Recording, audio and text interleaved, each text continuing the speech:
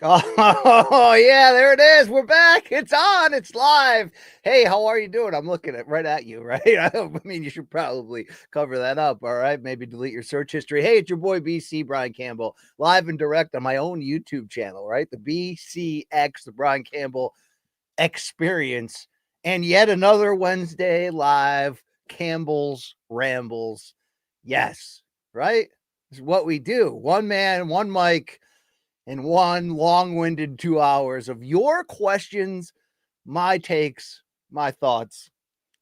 And yeah, that's what we do. I got a lot of beverages here of different kinds, different forms of caffeination and AG1. I think we've got a protein shake right here. I'm ready to go. Okay, I'm ready to dominate. Shout out to Boston Scally for this fantastic hat that allows me to look both young and really old at the same time. Shout out to all the MK fans out there. We're still repping, okay? We're still repping the brand. I don't even think you can buy merch anymore, but we're still repping the brand. So don't forget to tune in this Friday, 11 a.m. Morning Combat when we're back with a bang. I don't know what the heck we're going to be back with, but we're going to be back and we're going to be banging. And thank you for liking, subscribing, and continuing to populate what we got going on here in this channel. Okay. It's a work in progress, but we'll get there. Lots to talk about today in the world of combat sports and beyond, and get to your questions. Al Drum, thank you so much. Top shelfer, it makes me imagine a toilet, but thank you so much. Upper decker, right? Yeah, that is. I'm like Nas in a way, one way only. All I do need is that one mic. You know what I'm saying? All right, bad 90s jokes notwithstanding. Let's see what's new on the channel. Not much on the BCX, except for, look, if you're populating the Brian Campbell Experience, if you're an MK fan, if you're a Campbell's Rambles fan, but you're not clicking play each week on Inside the Box with your boy BC and Rafe Bugs, I think you're missing something really special. I mean, I know you are, because I've done a podcast with that man on and off when Harry Met Sally style for like the last decade. We're in a groove right now. I mean, I caused Rafe to have a spit take yesterday when we were talking about Tyson's ass, and he swore out my cat, and I'm going to hold it against him for life. But please give it a try. Take a test drive on Inside the Box. It is in some ways. I think some fans have reached out. They said this is like an extension of MK. It's like MK After Dark. In some ways, it is. So another flavor that I offer here. 31 flavors on the BCX. So check that out. Got some plans in the future, of course, to get some big name guests and to continue moving this thing forward. Hey, one step at a time. I'm not going to lie. This past weekend wore me the heck out. It's what I signed up for, but I'm sure maybe you guys, as combat sports fans, got worn out too. But it was a big build, a big week, and we got through Tyson-Paul UFC 309 and my 4:25 a.m. wake up call Monday mornings to get on the train and head down to MK land. But I'm back. I'm good. All right. I've had some challenges, of late in the mental health space, but fighting the good fight. All right. I'm getting helped out, of course, by these unnaturally warm temperatures. I mean, I was out today short sleeving it, fixing the blade on the mower, right? You know what I mean? Because would it be a fall turning into winter if I didn't break my mower blade while trying to mow the leaves? You know what I mean? It happens. It does happen regularly. But the fact that I actually fixed it this time, I didn't have to beg a neighbor. It's a big win over here. All right. Here's how it's going to work. I got a couple topics I want to get into. Then I'm going to open up the floodgates to your questions. The super chat is on. It allows people to really be generous and get their voice heard. You don't need to go that route. Okay, we'll answer your questions regardless, and we'll share love with you regardless. We're building a family here, a weird family, a community. It's an extension of the MK community, and I'm happy to be the face of it. All right, there we go. That's it.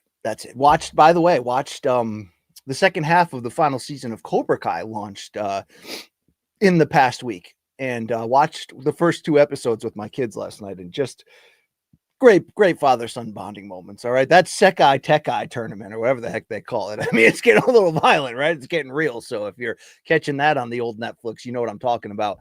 But let's get into our topics here. Speaking of Netflix, and by the way, shout out to Mikey Mormile, always has my back. One of the better people of all time. Let's go with number 1, and that is this will be my final words on Tyson-Paul, the final piece of Fallout. I know we had a lot to say about it coming in. We've had a lot to say about it coming out on MK, on Inside the Box. and now here on the Campbell's Rambles. I just want to make one final point. I feel like people are too content going, I know what it was. I know what we got, but I'm not mad at it. What did you expect? And I really want to clarify what I meant and the reason why I believe this was such a, in the end, an unnecessary, like not full on black eye, but really just a waste of time.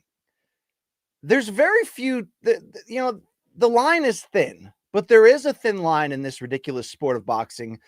So ridiculous where it's always seemingly angling toward corruption, conspiracy, or just the ridiculi, just the craziness, fan man, just, but that's why I love it. Boxing is so crazy. But there has to be a line separating the farce, the fantasy, the carnival, the circus, and the real.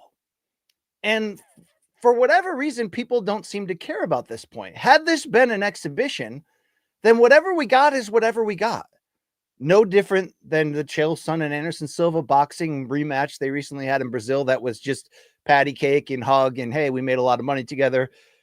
No different than any of the various exhibitions that we've seen in the last 5 years, probably as a reaction to Tyson versus Roy Jones in 2020, which was such a surprise exhibition, but such a surprise pay-per-view hit, where suddenly that brought a lot of old boxers in their 40s, 50s back into this, sometimes with headgear, sometimes with not, and sometimes with real punches and sometimes with not, but it's an exhibition. Ryan Garcia's got a fight December 30th in Japan against the Japanese kickboxer who recently exhibition beat up Manny Pacquiao. It may have elements of a real fight, but whatever happens, it's an exhibition. The difference in this case, in my opinion, is that this was purposely presented as a real fight. Mike Tyson wanted it on his record. He pushed for it. To me, that changed not only the expectation level, but it changed the responsibility of the powers that be, including the Texas State Athletic Commission, which doesn't look great, never really looked great in the first place, being the only state, that we've heard that would sanction this fight. And believe me, this fight was so under question because you had a 58-year-old man in there that like 5 states outlawed betting on it, just basically going, we're not touching this. 14-ounce gloves, 2-minute rounds, we're not touching this. But the thin line matters. So let me reiterate once more, because I'm getting sick of the responses on social media or from people I talk to. They're like, BC, come on. You've been in this game a long time. What did you expect? What did you expect between YouTuber and 58-year-old ex-champion? It's like, it was presented as a real fight. It was presented as Mike slapping Jake in the weigh-in. It was presented as Jake getting in Ariel's face and saying, Ariel, I'm going to fuck him up. It was presented as a real fight. That doesn't mean I believed it was going to be a great fight. That doesn't mean I bought in. Now, did I buy into the nostalgia of Tyson? From the fight build standpoint, yes, it was fun. We all sort of got involved to some degree. It gave me a chance to write columns on CBS Sports about a guy I do love a lot. I do have a lot of love for in Mike Tyson. I've talked about this on this chat. But like the responses to my negative reaction afterwards seemed to only be, BC, come on, like, what did you really think? He was going to be the Mike Tyson of 1988? I'm not responding negative to the shape or the reality of who Mike was at 58, because I never expected a real, pugilist showcase. I never expected the fight to last more than, at worst, like a round and a half, 2 rounds, maybe, or maybe I settled on like a 3rd or 4th round prediction of a stoppage. But it's the whole idea that you sold us a fight and what we got clearly was not. And it's different when a fighter is beating up on a fighter and they show a little bit of mercy and maybe not go for the knockout late. Manny Pacquiao, was criticized of maybe doing that after his 2012 knockout loss to Juan Manuel Marquez in their 4th fight, that maybe he changed his tune, wanted to show people. That's one thing. That sometimes can happen at the end of a fight and you go, okay, it is what it is. One guy's dominating. And I'm not going to the extreme that, TikTok has brought in of, even though I can't show you proof, I've heard the contract said we can't do any uppercuts. I'm not even entertaining that. Okay. I'm basically reacting and saying, if we're going to allow this to be okay, that a real fight happened, a real sanctioned fight happened. And why am I trying to protect the sanctity of a real fight? Because people are buying tickets to it. This is the most bet on fight in combat sports betting history. So if you're going in there betting the potential of a certain outcome or result, you're taking the under, you're saying it's going to go the distance, whatever it is. And what you end up getting is kind of just choreographed, polite, or maybe not choreographed. Like, do I believe that there was some fake contract that said you couldn't do things? No. Do I believe that, there was a sit down conversation of I'll let you look at, I'm not even going that far. Look, I'm not trying to get my name added on, to a lawsuit or anything. I'm just trying to say between Jake's comments of, yeah, I carried him and nothing he threw, hurt me at all. Mike's reveal that he was, not even remotely medically fit for this fight, seemingly in general, or the reveal of how close he came to dying just a few months ago when this fight was delayed. And then forget TikTok internet sleuthing, do your own. Rewatch the rounds if you care enough. Both guys are pulling punches left and right, not throwing, having openings, and just, no. It wasn't a real fight. Did I want the gore and the, Mike to get knocked out cold because he signed up for it? No, but I don't feel right about everybody getting worked up over an event that was presented to be real. Everybody and their grandma tuning in, people betting on it, people making vacation trips about it. And look, before you cut me off, I get how awesome it was that Taylor and Serrano got to box in front of, I think originally they said 50 million live viewers. I think Netflix with the latest press releases has upgraded that even more. That's all great. Jake is great and has always been great. That side of Jake has always been wonderful. The push of Amanda Serrano and women's boxing in general. No issue with that. But I don't feel like you can just easily go, yeah, whatever, what'd you expect? At least we got this and this. It was supposed to be a real fight, and it wasn't. So if we turn a blind eye to this right now, in this case, what's going to stop in the future from stuff like this happening again? To me, there's two kinds of fights. There's exhibitions, which can be a mix of real, it could be straight up pro wrestling.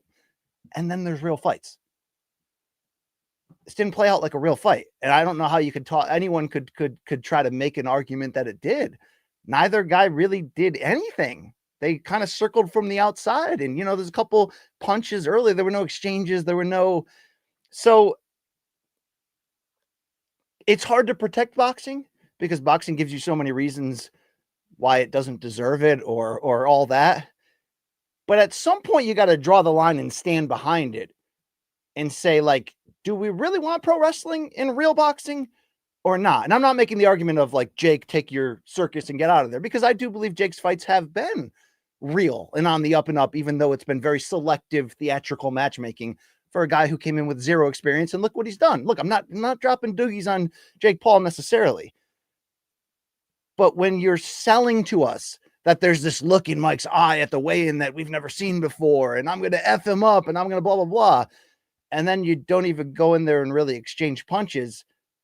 And people spend a lot of money on that, whether buying tickets, making it a trip, betting on it.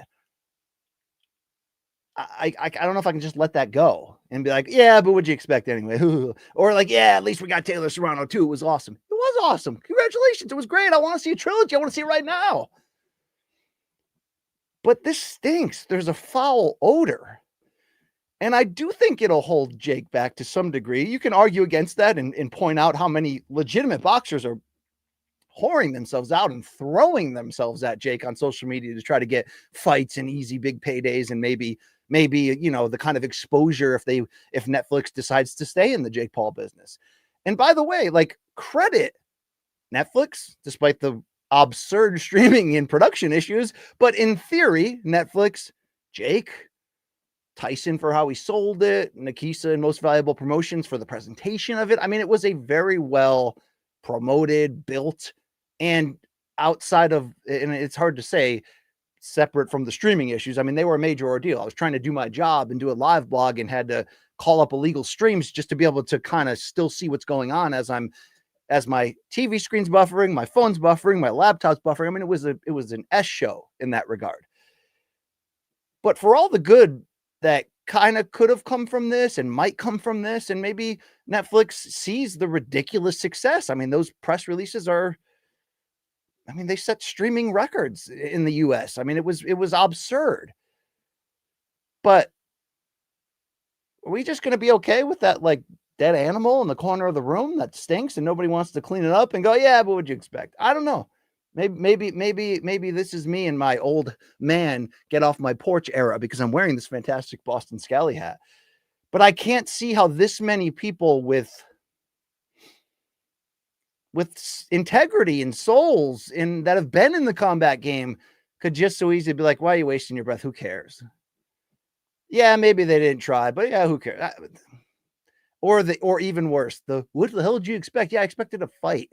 I expected it to be disgusting. I expected it to be gross. I expected that Jake probably would knock down Mike a couple times and the ref would be like, okay, that's enough. Because inevitably, Mike just even trying to circle Jake at 58 with the knee brace. I mean, what are we asking of him at this point? Did I think Mike was going to be more competitive or would try harder early? Yeah, I did. I really did. And I thought it would end and run out spectacularly. Yeah, you're right, Matt. Tyson's cheeks ultimately were the final image of the night of this event. I just am like, is it justifiable because it wasn't a pay-per-view? Is that really the end? Is that really the final answer that we're getting? Well, you don't have to pay for it, so who cares? Okay, I guess I won't care then. But this sucked, and it smelled, and it still does. And yeah, I just wanted to point that out. It's I'm not going full on, tinfoil hat and telling you that there was a stupid contract. I'm not doing this stuff, but let's wake up to what it was and wasn't. Chef Kaz, by the way, Las Vegas's finest here. Cooker, let him cook. Cooker to the stars, right? Chef Kaz, right back at you with the love. Okay, let's make 2025 an amazing year. I'm with you. Let's do that. Let's do that. As Chef Kaz. Chef Kaz has he's got a lot of gadgets. He knows how to make the body, to the high level of human performance. Ask Luke Thomas about that blinking, pulsing thing that Chef Kaz. Maybe Kaz puts it on the undercarriage, and that's probably works. You know what I mean? Shout out to him in that regard. But yeah, I mean, if it was an exhibition, I wouldn't say a thing. I'd go, yeah, waste of time, BS, whatever. Mike fooled a lot of people, right? They'd almost get an applause from me for the effort put into the pro wrestling fooling of us. The slap, the everything, which, we willingly got caught up in that. But it did build toward this idea that forever, as long as a 58-year-old can last, he's going to go in there and throw big punches and try. Neither guy tried. Are we kidding ourselves? All right. And for anyone to be like, this is preposterous to say that this is a stain on boxing. We basically just watched a quote unquote real fight play out in sort of scripted cosplay. How is that not a stain? Why? Because we have bigger stains in boxing? Yeah, we have the kind of stains that you can't wash out of the carpets. We get those all the time, which is kind of why. I mean, Rafe Book's sliding in right here. It would, wow, fake ass Kangol hat. Look, you got to respect my friends and partners here at Boston Scally for making me look so good. Rafe is saltier than a he is. I mean, that's what I love about him. You know what I mean? Nobody loves soda, liquid crack soda and women's boxing more than Rafe Bugs. All right. So thank you for being you. All right. I'm going to get off my soapbox on that. But like I said, final time bringing it up, final time mentioning it. Don't tell me to chill. Don't tell me, don't talk to me. All right. Oh, wait, we're in a live chat. I guess there is a back and forth. All right. Talk to me. All right. Here we go. Topic number 2. Thank you very much. Hey, PBC's got some life. They got a pulse. They're heating up a bit. Let them cook. I mean, I don't know what 2025 is going to be for PBC outside of saying it could be a make or break year. I love PBC. They have been a very important part of the boxing game since launching in 2015. It hasn't always been perfect. We've had questions at times that we didn't get answers for, but through the relationship with Fox and Showtime and the fact that Al Heyman had acquired so many important fighters, they were the promoter of record in boxing, in my opinion, for a bunch of years. And now to see them on the ropes, as a lot of people are in boxing, as my bank account is in 2024, right after Showtime went away and some things changed. We have a lot of questions. PBC has always been about kind of keeping the cards very close to the chest. And, you hear that maybe Al's been away or he's been ill. I mean, I don't have an update. I don't know. I don't really know what's going on. But I think it's very important for boxing for PBC to be healthy, for these great fighters to be able to be active and get dates. Does that mean that I also enjoy getting, opportunities at times to do broadcasting work, either directly for them or related to them at big fights? Hell yeah. All that is taken under consideration when I say this. But I'm happy to see what we got yesterday, which is a couple points of business that lead you to believe there's life. Now, I don't know the specifics and reality of this Amazon deal. I don't know. There's a lot of things I don't know. We all don't know. Like PBC, like I said, has always sort of been about kind of taking a step back and leaning back here. But what they've got going on February 1st, the pay-per-view at T-Mobile in Las Vegas, when unbeaten David Benavidez and unbeaten David Morrell Jr. at light heavyweight, both have some form of secondary or interim titles, right? Moving up from 168 because they're sick of waiting on Canelo, rightfully so. So they're basically like, we want big fights. We want the winner of Bivol better BF2. We want Canelo, but none of that's available right now. So let's go through each other to get where we need to be. Like that's boxing. That's what we want. And then to see them launch the press conference in LA yesterday, I didn't expect there to be fireworks. And to see Benavidez go up to the dais and just be like, man, this guy's disrespected my family for a long time, my team. You wanted this fight, you're going to get it. And to see them jawing, and to see afterwards when they did the pay-per-view promo commercial shoot and they were shirtless. And yes, I saw Benavidez didn't look like physically he was ready for prime time at this moment, right? It's not training camp yet. But or maybe it should be right now, but I'm sure he'll be just fine. And he's certainly in this era of his career a huge professional.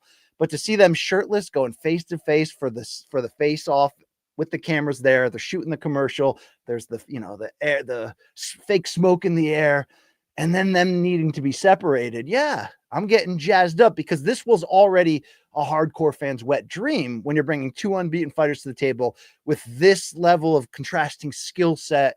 And to some degree, I mean, Benavidez is pretty damn proven now. He headlined back-to-back pay-per-views against Caleb Plant, Demetrius Andrade, and looked spectacular in both. But because of the setbacks of his own doing, he never got the Canelo fight. He never really got that type of situation where he steps in there against somebody where we're like, I'm not even sure if he can win this. This is that fight for him. So that's great. And for Morrell, man, like this guy's been trying to be great from the beginning. From the absolute beginning. What did he win that secondary world title at 168? Like his fourth fight. So these two are now going to go at one another. It matters. It's huge. You don't even need a huge title at stake. And PBC, and maybe this is the biggest benefit for fans in the Amazon era. And the Amazon era hasn't been perfect. There hasn't been as many dates as we thought or maybe were originally told. But we're getting some pretty loaded undercards in this Amazon era. Some more loaded than others. Some, like the last one, had some star power, but maybe in more one-sided matchups, potentially. This undercard's on fire on February 1st. So your co-main event is Cool Boy Scooter, Stephen Fulton Jr. rematching Brandon Figueroa. What were they? 2019's fight of the year. Just a high-volume, absolute war. They're going to rematch at 126 in the co-main. Hell yeah. Hell yeah. Number two, you get Pitbull back against a guy with big balls in Angel Fierro. Maybe not on Pitbull's level, but we'll go in there believing he is and is an upset-minded guy. And I think I called his fight in Puerto Rico on Ring City, USA when he upset a former world champion and he got signed with Matchroom after that. He's trained by Eric Morales. He's a badass. That's going to be a fun fight. And then Jesus Ramos Jr., who's looking to come back, look good again at 154. Hey, let's give him Jason Rosario. I know Banana has had an up and down run, particularly since losing his unified titles to Charlo in that double Charlo pay-per-view. But he did bounce back with that win against Jared Hurd on Pro Box, which put him in this position. And that's going to be, hey, that's an interesting fight. This is good. And then to hear Lance Pugmire of Boxing Scene report that Durante Tank Davis Lamont Roach fight that was expected for December 14th and needed to get moved, that could be March 1st, and that could be in Brooklyn at Barclays, same site that Tank fought Rolly Romero. I miss when PBC was like a regular at Barclays, when they were there every other month. Look, that arena quickly won me over because there's obviously real fight fans in New York and had a different vibe than MSG. And the MSG vibe is always going to be special to me. It's always, I'm always going to play that card with you and be like, well, it's at MSG. It's different. It's like, yeah, of course it is. Concert, circus, game, whatever you see there, it's going to be elevated. But Barclays had that hip vibe, real fans. And oh, by the way, they don't tell you this in advance, but like 90% of the crowd is going to bring weed and smoke it right there. That's how they get down at Barclays. So let's get down on that one. Still rumors that Spence could be coming back in the first quarter in a pay-per-view. Him against Fundora would be a very, very, very interesting fight. So happy to see PBC. Happy to see it. Need you back in this game. Call me. I'm available. All right, there you go. All right. Yeah. Okay, number 3. We're closing in on your questions. All right. I talk in circles. All right. Big circles. Here we go. Do you remember peak pandemic? Do you remember when the governor of California and called Disney and they were like, Dana, stand down. You ain't putting on these pandemic era pay-per-views until at least one crazy state commission, Texas and Florida, raise their hand and say, we'll do it the right way. And again, to Dana's credit, they figured out how to do it the right way. They were ahead of the game in all of sports. And that's a big reason why UFC is where it's at today financially. And that's all credit to them, Dana and them. But what about Tachi Palace? What about that Native American casino on the Indian reservation in California that was willing to break all the rules for Dana? When is Dana going to pay them back? We make that joke on MK all the damn time. Well, Dana shows up on a podcast this week, and I don't have the name in front of me. That's an L. That's a miss on my behalf. But all you MK fans are tagging me in this fantastic soundbite.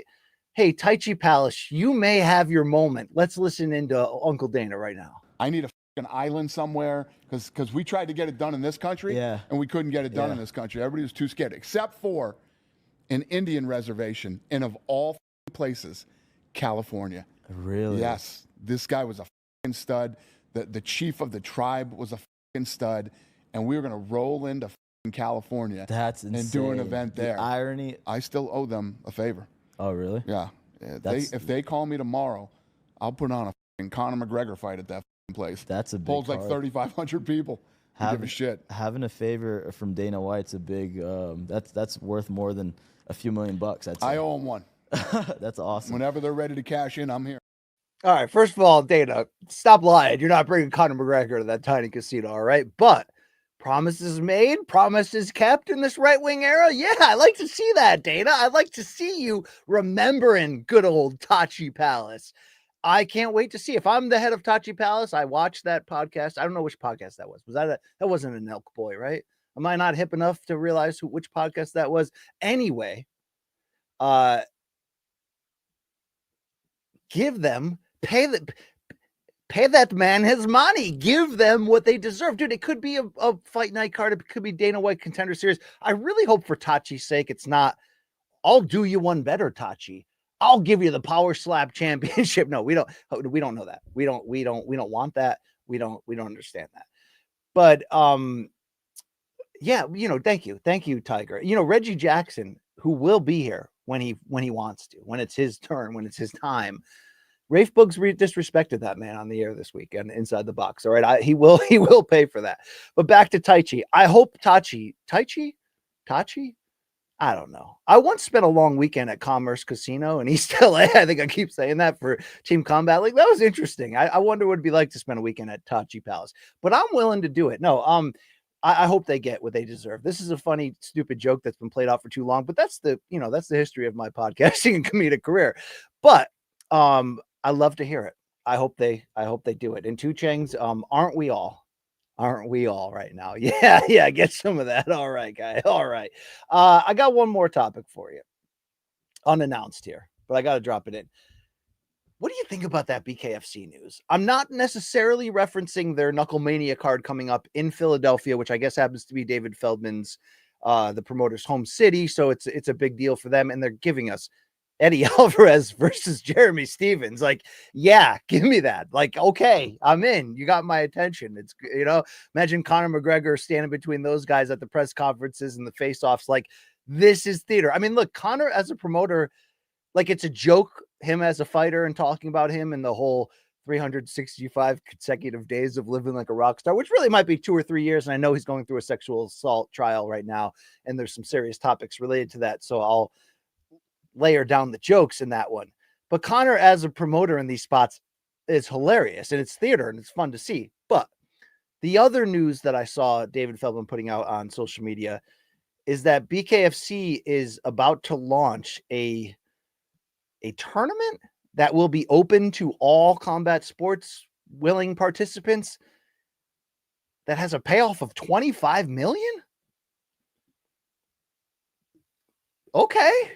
We haven't seen something like this in a long time, where the money might be so large that I'd be interested to see who could come calling. Now, I know certain guys are under exclusive contracts, and these UFC stars are not going to be just being like, "Oh, I want a piece of that." Hey, Hunter, can you? They're not going to cut them loose.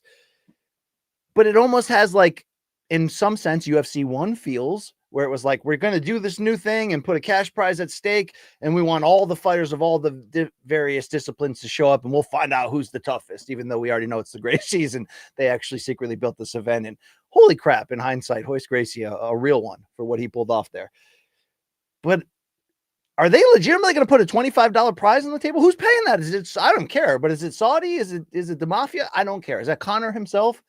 I don't care. If they're going to do a tournament, that's interesting. I hope they do it, March Madness style, bracket style. I hope it really is a thing. I hope we have, shows where they are picking the balls out of the thing and laying out who's there and revealing one by one. Remember when Bellator did that? They had that stretch on Showtime. You remember that? Where they were doing the Grand Prix tournaments and they had almost like a selection show. That was great TV. That was innovative. I'd like to see BKFC do something in that category related to this.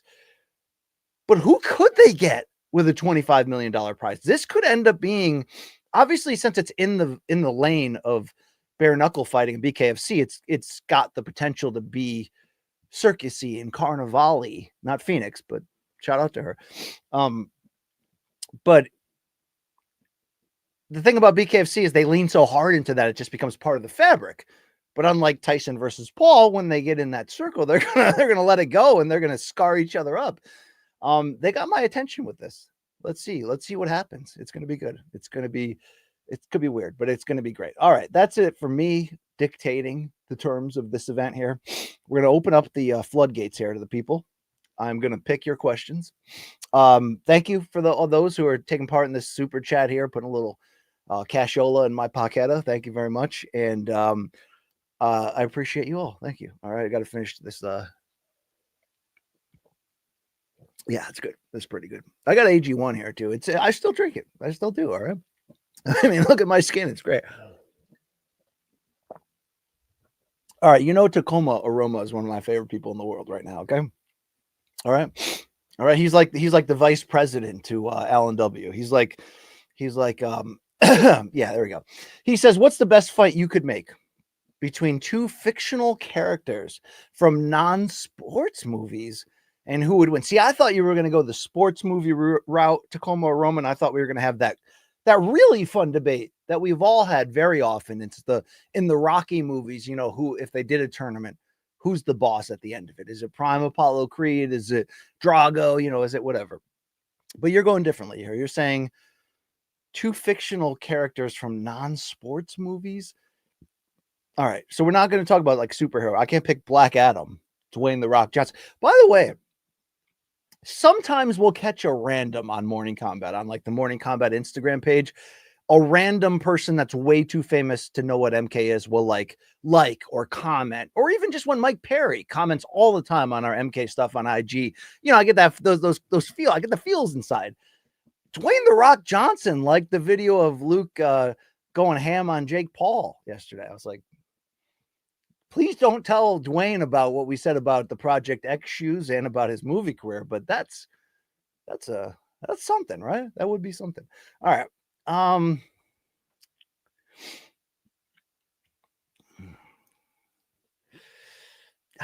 don't know, Tacoma Aroma. I mean, I'd really like to do the Rocky game with you and try to figure out, is Clubber Lang too short ultimately to really have success in that tournament? And did Balboa expose his weakness to the body in that rematch where it just takes him out of it?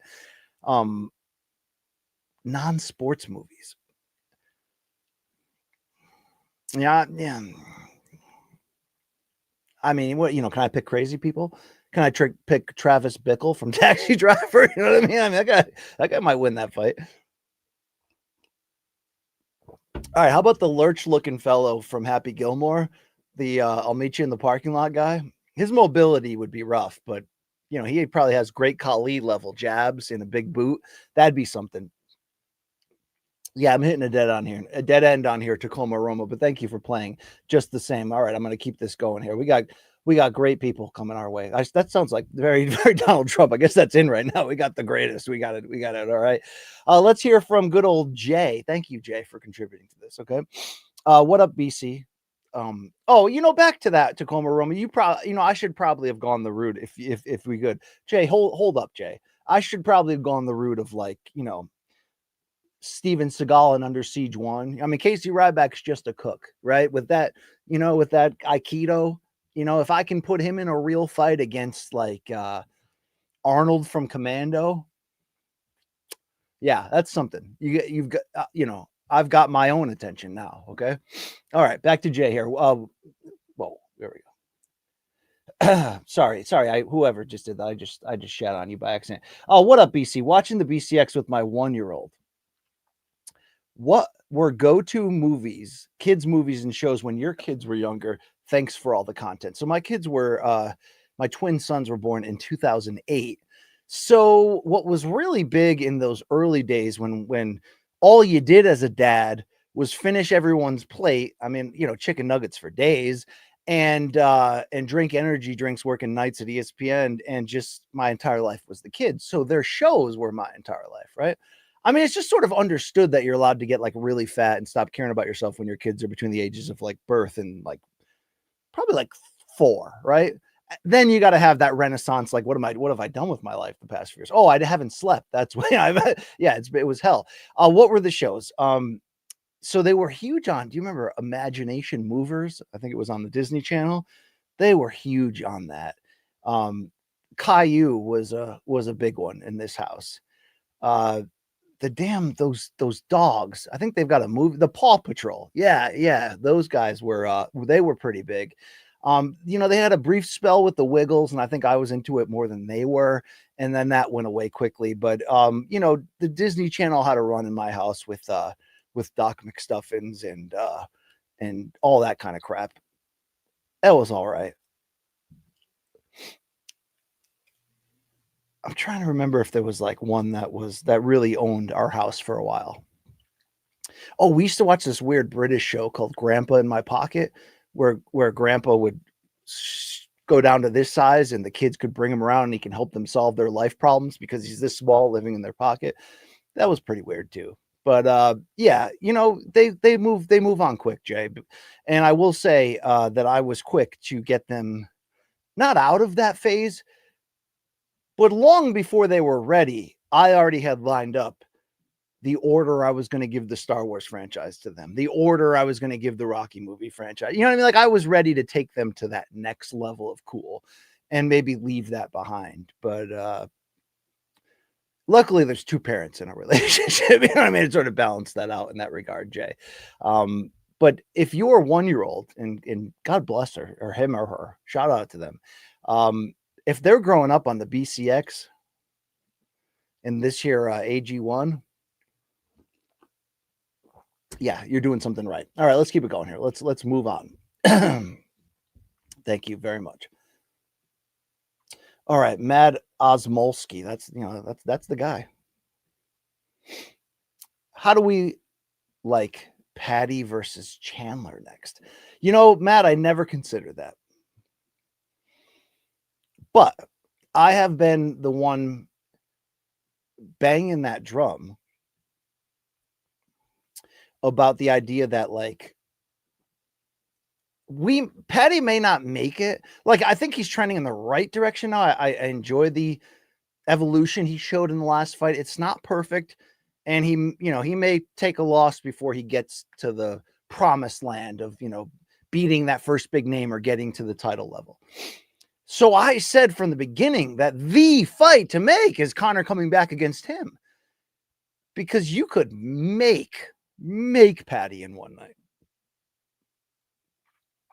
And what we don't know about him would be exciting to see if Conor can handle that. But you're offering me something kind of similar. I mean, I certainly wouldn't be against it. But we need to figure out who Paddy really is. And I think until, as much as I used to make that case for Conor, because Paddy does have more potential to be a plus brand and marketing force than most average fighters, I do want to see him exhaust first how good he can be climbing the rankings. If it's a Moicano fight, it's kind of perfect. It would make sense. Let's do it. Paddy keeps talking about Topuria, and that wouldn't make any sense. But he's got to get in there against top 10 guys. Difficult styles. He's got to really show us who he is. I do believe he's going to have a long run once he finds out exactly what his ceiling is, right? And that typically only comes in a big loss, where there's going to be no shortage of fun fights you make against him, because he is so attractive, from a marketing standpoint. He can do the sort of goofy Junior McGregor thing, but he also can do like this mental health, like, type of thing too. Like, there's some baby face potential in him for sure. And he can do fun comedic stuff. Now, I didn't love the Barstool era when him and Meatball Molly were running around like they own the place, but he's going to be in big fights. But if they rolled this out, that'd be an interesting move here by the UFC, because I just assume Chandler's going to get Conor or whatever action fighters he hasn't fought yet that are of his level of celebrity. Holloway being chief among that, of a fight I really would love to see between the two of them. Perfect BMF matchup. And I don't even think it matters that Chandler has lost so much lately, and he has, but he goes for broke against, the very best matchups he can make. But it would be interesting to see how Paddy would deal with that explosive side of Chandler, and whether his skill set could tame him in the process. I mean, Charles Oliveira looked like he was taming him for 4 rounds, and look what happened. How much longer can Chandler keep this up at 38? I hope for Chandler's case he does get the Conor fight in that payday, because he kind of got dragged through hell in that process. But that's an interesting curveball you're throwing, Matt. I don't hate that fight. I just don't think it's likely, and I don't think it makes a million ton of sense. But I also think Chandler, I don't know. You know what? Okay, you're talking me back into it, Matt, because this would answer a lot of questions we don't really know about Paddy, and it would allow him to take a pretty big step forward commercially, but in a fight against an aging wild man, where if his skills are real, he should be able to get it done. All right, actually, I'm coming back around on it completely. There you go. You leave me with one question long enough, that's what you're going to get here. All right, let's keep it going here. I know we got some two Changs in the house. One of Las Vegas's best. I mean, I don't love a lot about Las Vegas, right? Shout out to Brett Okamoto. He lives there, but two Changs does too. Is Ann Wolfe the GOAT? It's an interesting question. And I think this debate has come up the more that Katie Taylor continues to do great things, where some people like Ariel, who's been a big champion for her, I think sometimes maybe goes a little too overboard in saying, she's the best ever. This era is producing quickly some of the best female fighters we've ever seen, because the sport is not just having a commercial renaissance, but what's really fueling that commercial renaissance. Yeah, we have stars and we have names like Claressa Shields, but what's really fueling it is, in my opinion, the high-end quality, because you still don't have depth, and that's the biggest problem. That's why I'm about to use some stats here of what makes people great. But I always say, when it comes to women's boxing and how often you see unifications or undisputed fights, a lot of these times these are just vacant titles that are being thrown into already predetermined matchups, where it's like, hey, we can make this even bigger if we toss in this vacant title over here. And then suddenly it's a little easier to do things that are really hard, like unify and go undisputed, because the depth isn't there. But what is there is the top end, and it's some of the best female fighters ever. If I had to make a Mount Rushmore right now, I mean, 3 of the 4 spots would, in my opinion, of women's boxing history would be Claressa Shields, Katie Taylor, and Amanda Serrano. And then with that fourth one, you'd have to decipher of the previous generation, of the old guard, which finally got their due in the International Boxing Hall of Fame in recent years, finally stepped up and allowed women in. But I think it took, to be very honest and fair, it took this era, this sort of Renaissance era where, okay, maybe women's boxers in this era don't have the exact same gravitas in the crossover realm that like top females have done in UFC since Ronda arrived. But we're seeing women's main events that are not questioned, and they're slaying and they're great, you know, whether it is something at the very highest level, like the first two Taylor Serranos, or it's something like Sandy Ryan and Michaela Mayer with that grudge match, which was a title fight and mattered and had a lot of layers to it.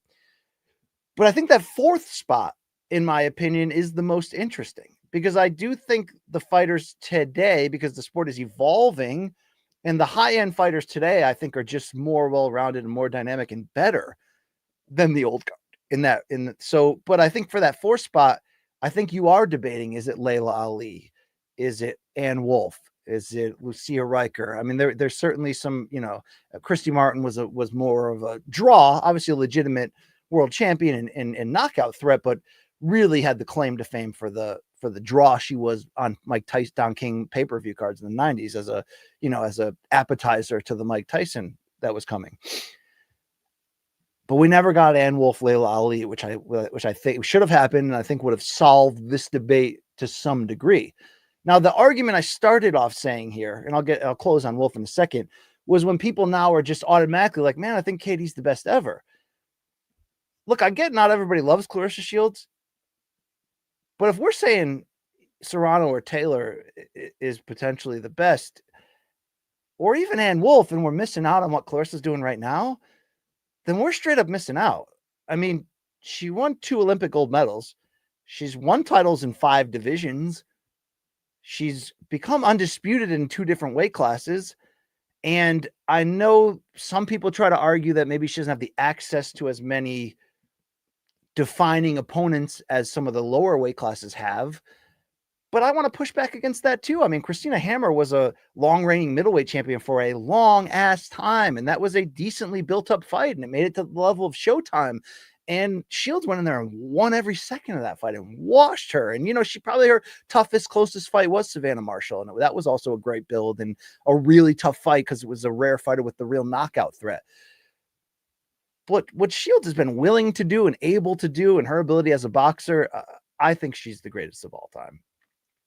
No disrespect to Taylor or Serrano, who probably has, from a statistical and accomplishment standpoint, a better argument than anybody what Serrano's done with the 9 titles in 7 weight divisions. I mean, that's just ridiculous. And the quickness of how often she would jump up and down in weight. I mean, that's somewhat lost in this discussion about not just the result of the second Taylor fight, but the whole idea of like, does she deserve a trilogy? And should we do it next? And should we do it, if we do, the right way and do 12 rounds and 3-minute rounds? Will Katie finally agree to that? Not to give Serrano the chance to finally win one, but maybe to some degree to say, we are a part of an era in women's boxing that is literally changing the fortunes of the future and changing the game. I mean, Katie and Amanda got paid royally for this Netflix opportunity, and they deserve it after everything they accomplished. So I almost feel like they should be ambassadors to the idea of like this 10-minute, 2-minute, 10 rounds, 2-minute rounds. That's archaic. That's old. That's when people looked at women's boxing as secondary or not worthy of being at this level, save for a couple of moments, right? Christy Martin's rise, Layla Ali's rise, and Wolfe had a great run with the big knockouts where it's like, damn, we may have to start watching those fights. You know, I mean, it was insane. But I wish they would do that just for that standpoint of let's change this across the board for women's boxing. Let's make if we can't get the financial equality yet across the board, let's step up the rules and the setup to get to where we probably should have been for a long time. But that's separate from this debate.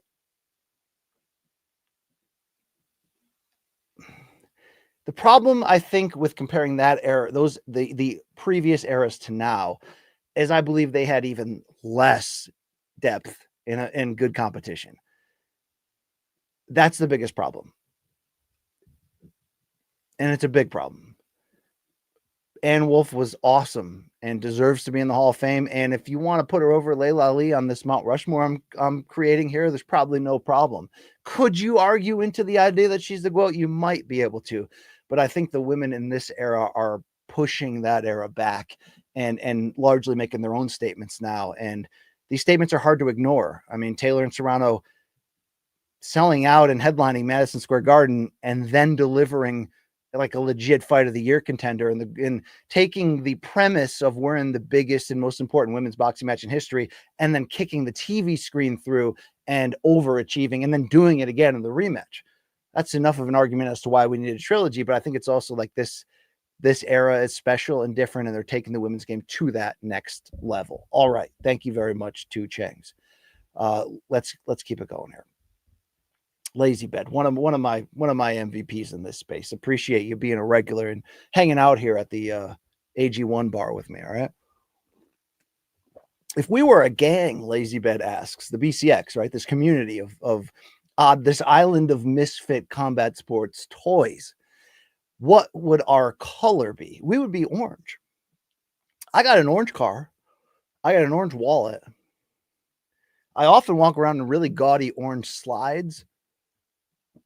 I got orange in this hat. I'm not fully, no, I am proud of it. Yeah, we would be orange. Deal with that with what you want, Lazy Bed, all right? There we go. Let's keep it going. Okay. Let's hear from this guy right here, Crack Man. All right, Crack kills. Pull up those pants, Crack Man. Are the freak fight circuses a net plus for the sport? Or will the road end tragically with an aging man dramatically injured on the biggest stage? I hope that we're done with this part of it. And by the way, last night on Country Box in Nashville, 59-year-old former heavyweight champion Oliver McCall beat up 53-year-old opponent, Journeyman, and then called out Jake Paul afterwards. I mean, shout out to McCall for getting back into it and doing it, but like, what are we doing here? I hope we're done with the freak element of it.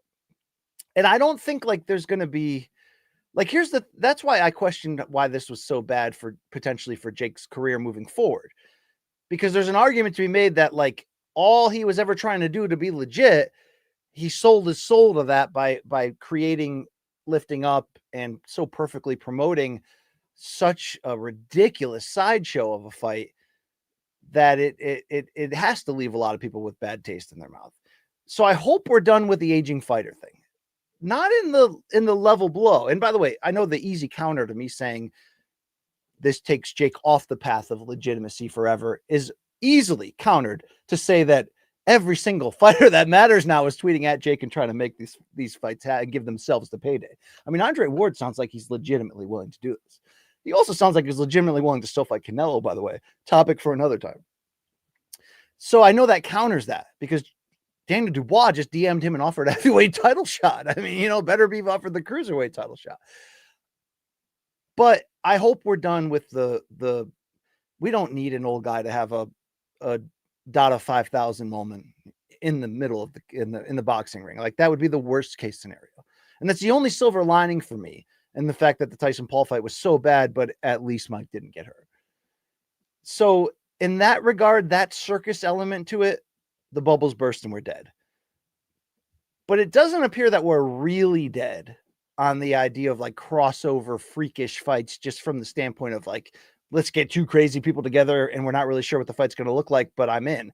And by the way, after that press conference, I'm in on the January 18th Tommy Fury versus Darren Till matchup. The fact that we get Big John Fury in the middle of another fight doing ridiculous things. I mean, it's one thing where he headbutts a member of Alexander Usyk's team ahead of the biggest heavyweight fight of this era and is bleeding down his face and is yelling the typical, "I'll never jack, I'll never back out" type of stuff from John Fury.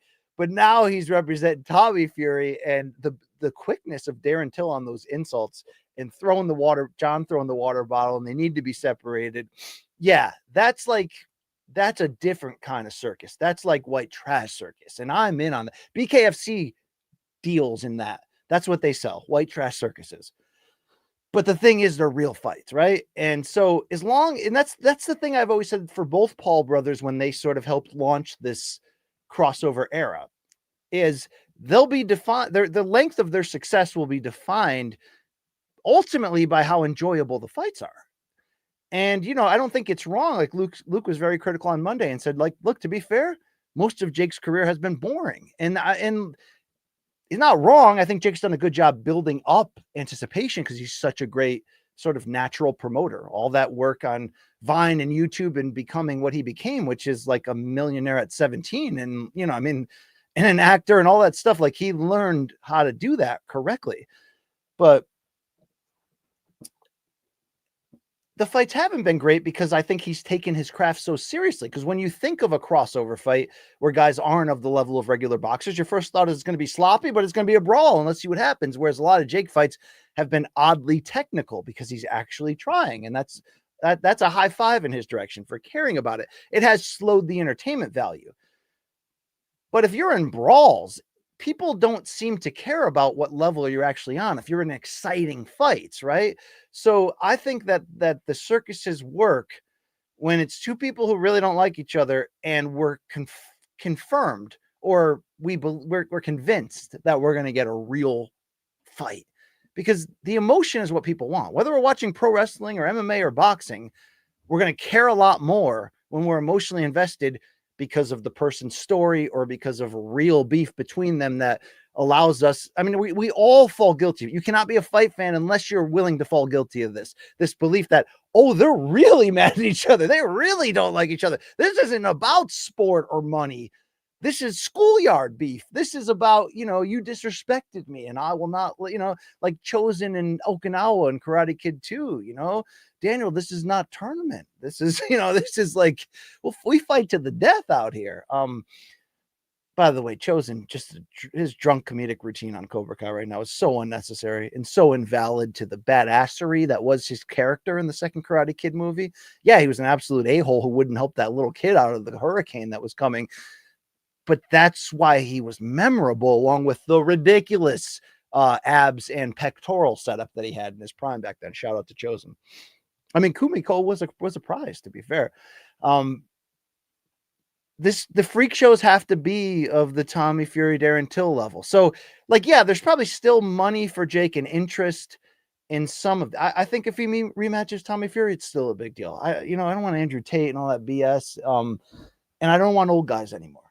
But give me old guys in that realm, that late 30s to mid to late 40s. It's very rare that, Anderson Silva, to his credit, was at 49 against Jake. A lot of us picked him. He was legitimately in that fight. And he fought well despite losing. But like, that's sort of the window. If some of these guys like a retired Carl Froch or a retired Andre Ward want to come back, but they're going to put themselves in a fight where we're not really sure what it's going to look like, and it might be a real fight, I'm here for the crossover, and I always will be. And that's the gas station hot dog eating love part side of me. I mean, you can't avoid who you are. You can try, but you're going to expose yourself ultimately. So just lean into it. You know what I mean? Look at me wearing this hat. Just lean the hell into it. Thank you, Crackman. Where would we be? Where the heck would we be right now without you, Crackman? All right.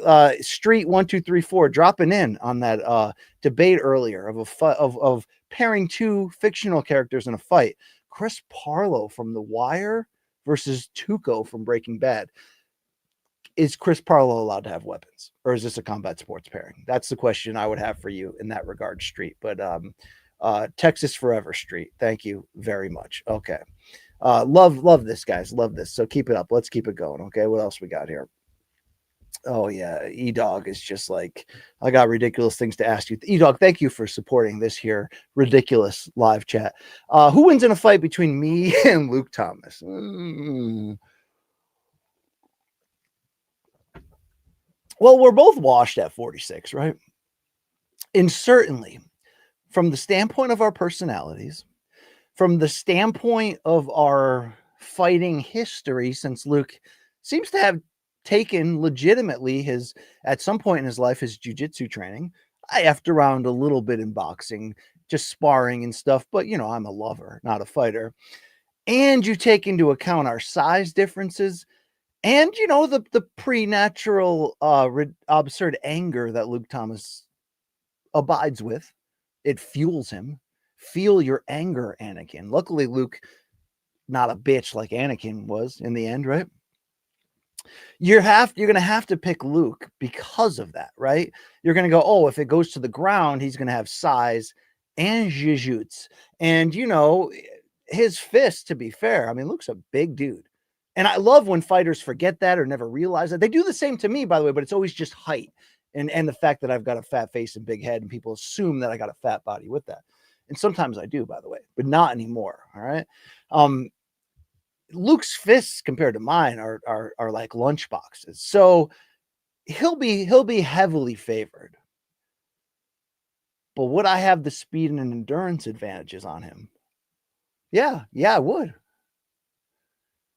But it comes down to this ultimately. Do I have the heart to go through the storm to outlast that MFer?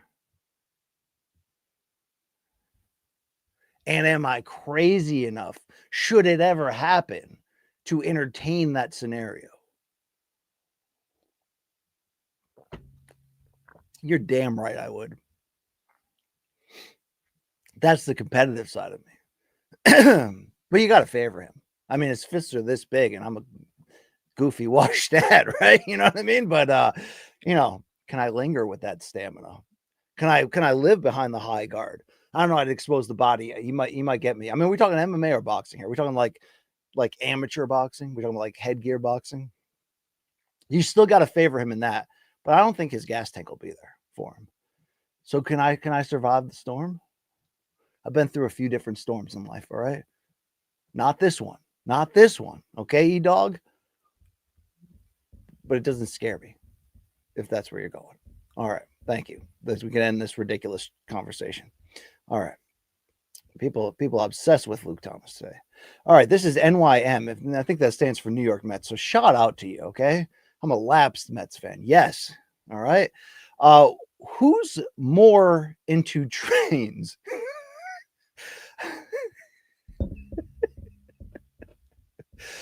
Wow, that is, I should actually read those before I post them on the screen. Apologies to Matt Hughes on that one. Wow. Okay, that was, it worked though. You landed it. Wow. All right, good thing I didn't keep reading that. Thank you, Mikey, for saving me on that one. All right, there we go. E-Dog back in, and you got to love this guy's, his chutzpah. His moxie.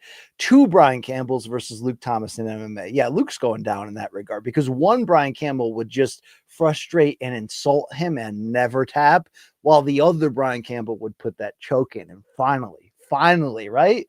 Finally. It was like, tap or nap, bitch. But, one Brian Campbell in MMA, you'd really have to favor Luke. You really would. You know what I mean? You really would. But thank you, E-Dog, for wasting our time in such a humorous and encouraging way. I do like that a lot. All right. Let's hit it. Fuzzy Dunlop. Big fan of that guy, too. Rampage versus Rashad is at 2004 again.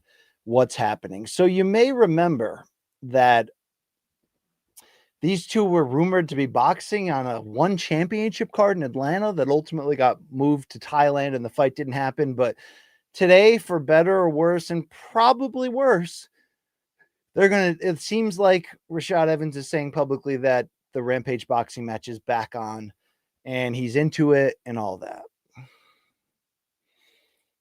I mean, I just gave you the gas station hot dog fueled explanation of why when guys are retired but not fully washed and they want to match themselves in safe-ish ways, am I fully against it? And usually the answer is no. But it's hard not to come out of Tyson-Paul and kind of just be done with this in general.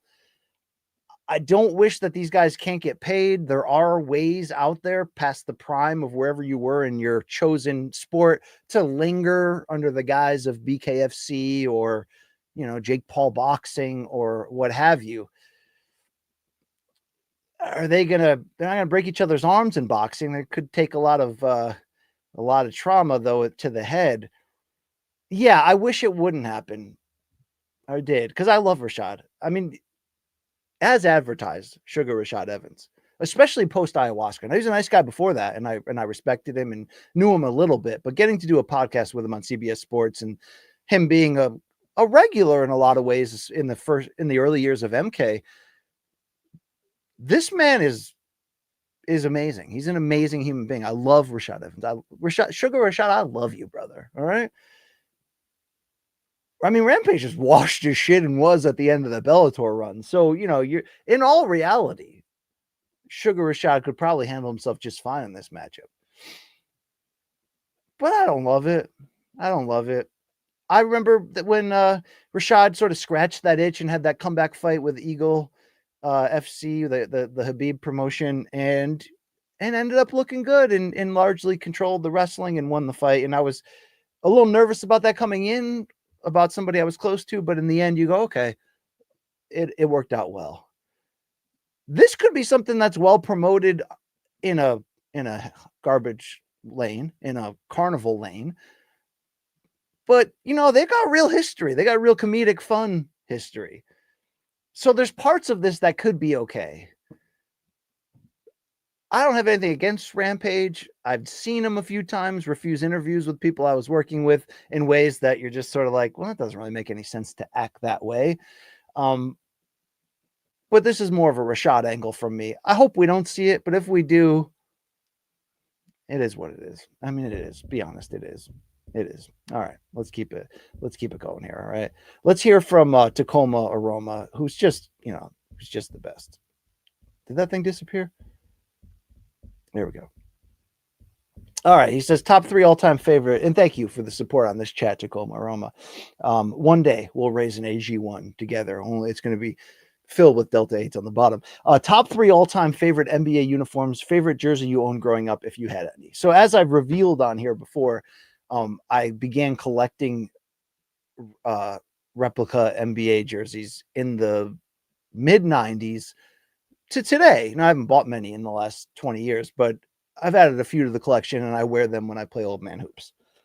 So I do have those and love those. My favorite one of my replica collection is the home Sacramento Kings Bobby Hurley jersey. White, number 7, when the Kings were in cursive in red letters. That is just a pure jersey. Love to play in it. Love the Bobby Hurley experience. Unfortunately, I had that motorcycle accident in the NBA, so we never really got to see what he was going to be. I think we already learned in the short run he had that, like, maybe he shouldn't have been a lottery pick, although he was one of the best college basketball players of all time, to be fair, in terms of success and the total numbers and all that. But I think he could have been some form of a NBA regular, and it would have been interesting to see what he would have become, or would he have flamed out anyway. So that's that. But my top 3 uniforms in terms of the styles that stand out to me that I love. It's so ridiculous, but I got to throw in the Cleveland Cavaliers jerseys from, I think it was 95 and 96. Could have been 1994 as well, when they went from that traditional blue with the orange to the multicolored blue party favored ones. I have one of those replicas, and it's the Sean Kemp one. Okay, actually, so if Sean Kemp was traded to the Sonics for the to the Cavs for the 98 season and that Vin Baker 3-way deal, and he did wear those in 98 and 99, and then he got really fat during the lockout, and we remember what happened next. But that party favorite jersey, which I have the Sean Kemp one, is so bad that it became good again, if you know where I'm going with that. Elsewhere, you got to love the early 90s Sonics, late 80s, early 90s Sonics one, the one where you had the bar going across with the skyline and you had Sonics in there. Prime young Peyton and Kemp were wearing that. Detlef Schrempf. Love that jersey. Immensely love that jersey. Can I give you a third here? I really don't like when the Kings in the late 90s had that jersey that was half black and half purple. That was weird.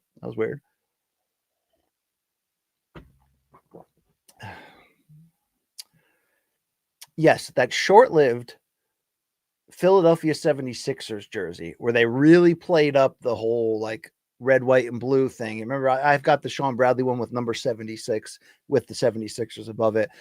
That one was weird. I think Barkley maybe only played with that one for maybe his last year with Phoenix in 92 when he convinced Billy Cunningham to allow him to wear his retired number 32 as a tribute to the recently HIV announced Magic Johnson, which was a badass move by Barkley, even though that 92 season was so forgettable. He couldn't even lead them to the playoffs, and that led to his trip. And by the way, it's pretty wild in hindsight. Like, Barkley was in a run in the late 80s, early 90s, where you could argue at times he was the best player in the league. Like, he got robbed in the 1990 MVP voting with Magic in that really close race. He was out of control outside the game and got, was in a lot of trouble and spit on that fan and all that. But he got sold. He got traded for pennies on the dime to Phoenix. I'm okay. Jeff Hornacek. Okay. But that was a Jeff Hornacek who would never get back to the all-star level that he was in Phoenix, despite turning into a very valuable role player for the Jazz in the 2 years that they made the finals and lost to the Bulls. But like Tim Perry and Andrew Lang with that, maybe it was because Barkley's stock dipped in 92 when they were a losing team and he didn't have anybody around him at that point, though. You know what was fun? The 96ers. When Hersey Hawkins was an all-star with him and Rick Mahorn came over and they had that no layup rule and, Mike Jaminski in the middle and they were just knocking people over. That was fun. But to sell Barkley for pennies on the dollar, and then he goes to the Olympics in 92, learns how to be a winner from MJ, and has one of the greatest seasons of our lifetime in 93, wins the MVP, takes him to game 6 of the finals against the Bulls. Wild, right? How did we get here, Tacoma? That's the question. How did we get here this deep in this topic? All right, let's keep it going here. Let's hit it. Ellie saying, safe to say, Till versus Fury press conferences will be more entertaining than the fight itself. Could end up being the case. More often than not, it is the case. Who would you like to see Till fight for the press alone? Well, Till is exposing himself in this circus lane to be way more endearing than I thought or ever remembered in the UFC. Now, I remember him as a decent trash talker. I certainly remember the UFC jumping out of their shoes at the idea at that time of maybe having a new Conor or another Conor and expanding deeper into the UK markets. And I think they rushed him to the title. And I still think he lost to Wonder Boy. And I was the only one who predicted that Tyron Woodley would finish him. But I can't believe we're here right now. I can't believe that his UFC career washed out in the way that it did, even though he was competitive at times during that run. I guess I just forgot that he can be this saucy and hilarious. I want to see him against anyone and everyone. If I can pick one, it'd be Mike Perry. They have a great history of beef together. Do it in bare knuckle. Heck, do it in boxing, whatever. Do it in MMA. Just do it. Just do it. Yeah, that's the pick I want to see. Interesting enough, you didn't ask me, but as much as I'm sour at the moment at Jake from the Tyson smell, Jake in a Tommy Fury rematch, like if Tommy Fury beats Till, and he probably should in every aspect, there is some redemption possibility in there for Jake. And in the right setting, especially if they were willing to go to the UK, which maybe you should if Tommy Fury won last time. And if you do go to the UK, then you get Big John in the corner and Tyson. So it's probably worth it in that regard. But that rematch might be worth watching.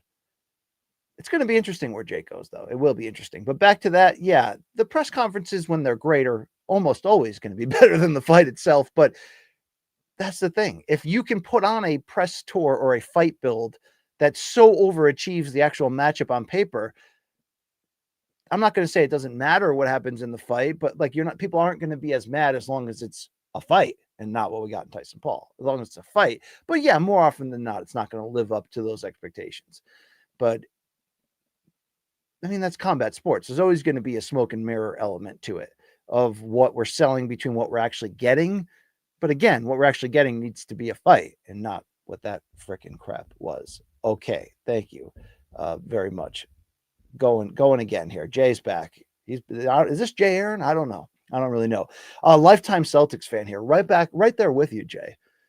Paul Pierce is Jay's favorite player ever. 17th all-time in scoring, by the way. Can we have your thoughts on the career of the Truth? That's a great question. Because I really lived the Paul Pierce experience during some very lean years with the Celtics, particularly when the run with Antoine Walker ended and the Jim O'Brien led team that overachieved so outrageously in 2002 behind the 3-point shot, the incredibly weak Eastern Conference at that time. And I still can't believe that team made the Eastern Conference Finals. But the dead zone that became after that until 2008, until when Garnett and Allen were acquired, we really got to experience the full Paul Pierce story and what it was like. And like, there was times it was very good. What was it? It was either the 05, it was the 06 year. They didn't make the playoffs that year, but that was my first full year working at ESPN all nights, where I had access to a TV in front of me at my workstation with every live game going on in the world. I know now we have NBA, we have all these things at our fingertips now, but even at 2005, 2006, there was this revolutionary part of, okay, I'm working at ESPN now. I finally reached my dream. But what they don't tell you up front is you're going to punt your actual life, because, your friends and family won't ever see you again because you're working all nights and holidays and working until 3, 4 in the morning. But you have crack addiction level access to every sporting event going on in the world. And you become, that's probably why I'm not a day-to-day sports fan today outside of combat sports and whatever little things I'm kind of monitoring at the moment because of the burnout level. But I remember that was the first season where I watched every single Celtics game. And Paul Pierce was like heroic in that season. And they didn't make the playoffs, but he put the team on his back and he really tried. And it came after a couple of years where his reputation was to the point where I wanted him traded. And I thought at one point he quit on them during that stretch at certain points. But he put it back together. And I thought that 06 season was so important for what ended up happening, with him being humble enough to want to make room for Garnett and Ray Allen, and then giving the big three thing a chance. And by the way, in hindsight, this is me talking as a Celtics fan, but I think in general, like, what will we remember about that big three? Did it kickstart the era of super teams that we now know? They'll get credit for that. And yes, of course, they did win a championship and went through an absolutely awesome Lakers team who made the finals 3 years in a row in that stretch with Kobe and Gasol. But they should have won more. They should have. They were better in 2009, the year after they won that first title, and until Garnett's injury right before the playoffs. And, they fought like hell in the playoffs. They had that incredible series with the Bulls. They gave Orlando hell. Man, I can't even believe that Orlando team. They were good, but that's not a finals team. And that team had a run there. And then they choked away that 2010 finals against the Lakers in that really weird Game 7. And then they really had no business in 2012 making that new run all the way to the conference finals on the oldest legs possible against LeBron and the Heat with the big three of their own. And they damn near pulled that off. And in between that year, what was it, 2011? The year that they had Shaq and that he settled into his role, almost like Bill Walton on the 86 Celtics. Shaq settled into his old guy role and was like, I'm going to give you 9 points and 8 rebounds a night, and all my shots will be shot from 1 inch away from the rim. And I'm going to be fat too.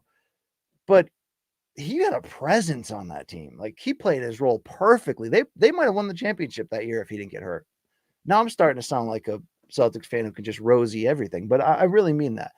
But Pierce, I felt, loved him in the McDonald's All-American game in 95, same year as Garnett.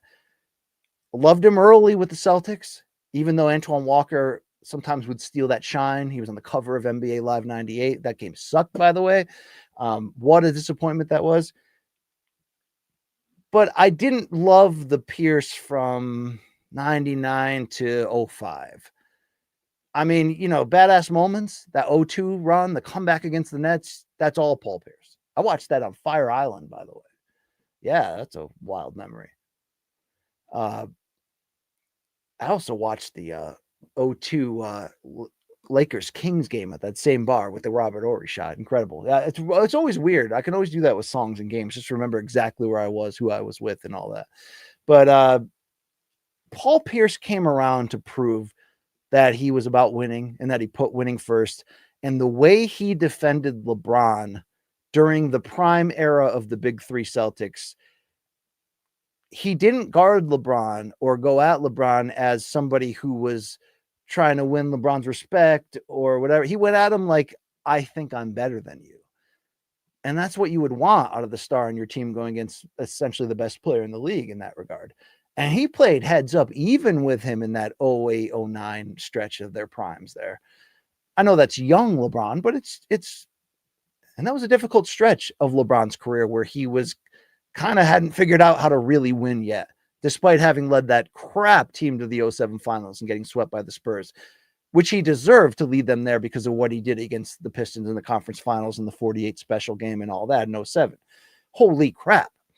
But 08 and 09, he choked and he wasn't quite ready for prime time. And it really maybe took, in hindsight, to be paired with his good buddy Dwayne Wade and Chris Bosh and the super team they had for him to become a winner.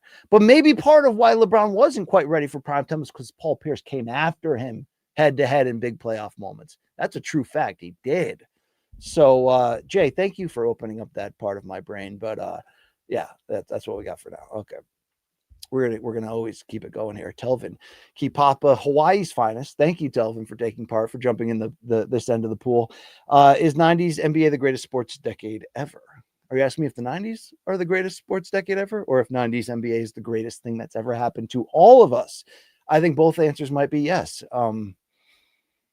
Man, I hate the NBA right now. It's like I love it and hate it at the same time. I love going on YouTube and watching those videos of the old players from the 80s and 90s who those compilation videos of all them talking trash about what they don't like about the game today. And I know every era has that, and you can always point to it as, oh, they're just the old bitter guys or whatever. It used to make more sense when the money was different, when it was easy to say, whether you're talking about baseball or the NFL or the NBA, when you hear, when you're in the 80s and 90s and you hear an old timer from the 50s or 60s sort of be bitter about the current game, we would always at the end of the day go, well, I get it. They look at the players today making millions when they had to have jobs in the off season. So it might fuel their bitterness, despite the fact that their argument isn't fully coherent. But I stand, as I do on this program every Wednesday, whether you're willing to listen to it or not, I stand on the business that today's game has just been bastardized by the league's want for the scoring to go up and for there to be as many stars as possible. And when the old guard, when Kevin Garnett, when Paul Pierce, they do podcasts together. And by the way, I got to host a weigh-in with Paul Pierce that time for Showtime, and it was awesome. It was absolutely awesome, because you better believe I can't be owned him off camera. And I was like, remember in 03 when you beat the Pacers in game 1 and you talk shit to Al Harrington and you walked him down and hit that shot? What'd you say to him? Like, those are the conversations that were being had. All right. But when the players from that era are like, man, I'm not even sure today's guys would be tough enough to play back in that era. I don't take that as like old guy bitterness.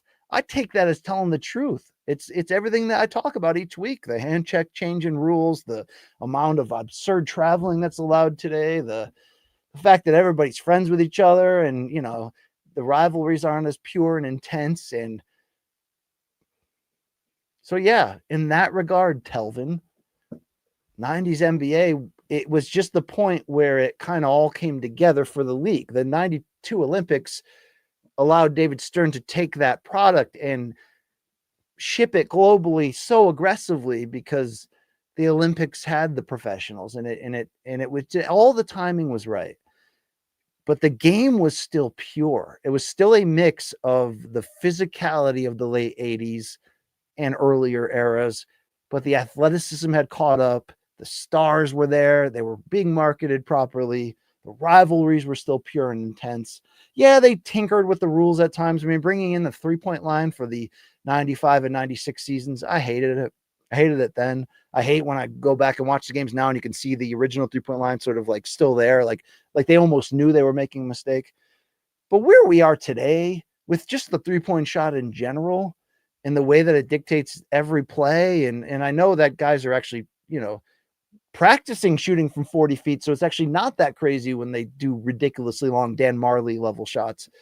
But is that making the game better? That everything is drive and dish or 3-pointer. That's the entire game. I mean, that's it. I will take a 90s more skilled, more team oriented, and just physical as Shiat game. Okay. That's what I'm talking about, Telvin. So yeah, to answer your question, it was the best. Now, I think some of the other sports have maybe evolved, but I don't know. We can make the same argument in the NFL. I think they just did it for better reasons to change the rules, make it less crazy physical because of injuries and the wants to keep the stars healthy. Yes. But they went too far with that. And that's too much like pickup backyard football now. And the scores are through the roof. But, I'm not watching it much. So who am I complaining to? Nobody. All right. There you go. All right. Dave Sandine's been around here a long time in these parts. I'm a big fan of that guy. Thank you, Dave. You probably answered this before, but what are you getting on your pizza on a snowy day? Also, what type of pizza? So I grew up getting pizza every Friday. So pizza, like a lot of us Americans, have been in some ways, the foundation of my food eating. I was thinking back. I mean, I absolutely was a dirt hole in life at 21 when I got my first apartment, 3rd floor downtown of my dirtbag town overlooking the town center type of thing. And I didn't use that stove one time in 5 years and really just ate nothing but takeout and dirtbag food. But I mean, I probably had pizza like 4 nights a week. No wonder why I got internal issues, right? And my best friend Bogo, he's got gallbladder issues from the hot sauce on there. All right.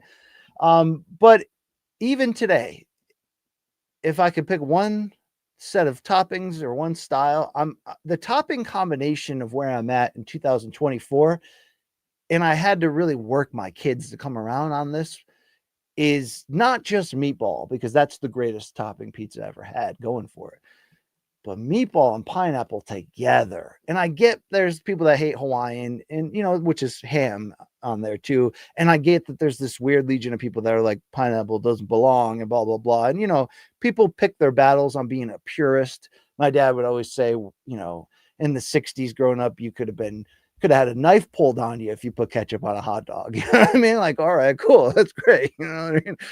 How many chigs yeah, okay. But the meatball and pineapple together it's next level. It speaks to me. But even though I would soundly recommend anyone, Luke Thomas just texted me the other day and said about an idea of bringing the wife and kids up to Connecticut because of the reputation, particularly in New Haven, for pizza. I won't steer you wrong. I'd give you the same recommendations for the same big places in New Haven, and I'd give you the big ticket ones, and I'd give you the mom and pop around the corner that's even better. But 90% of those are that certain style of thin crust Sicilian pizza called Abizza, right? Spelt Apizza. And when done right, that's tremendous. But to me, that's not the GOAT style of pizza. And a lot of times it's going to be how you were raised, what you're all about. I've said it on this show many a time.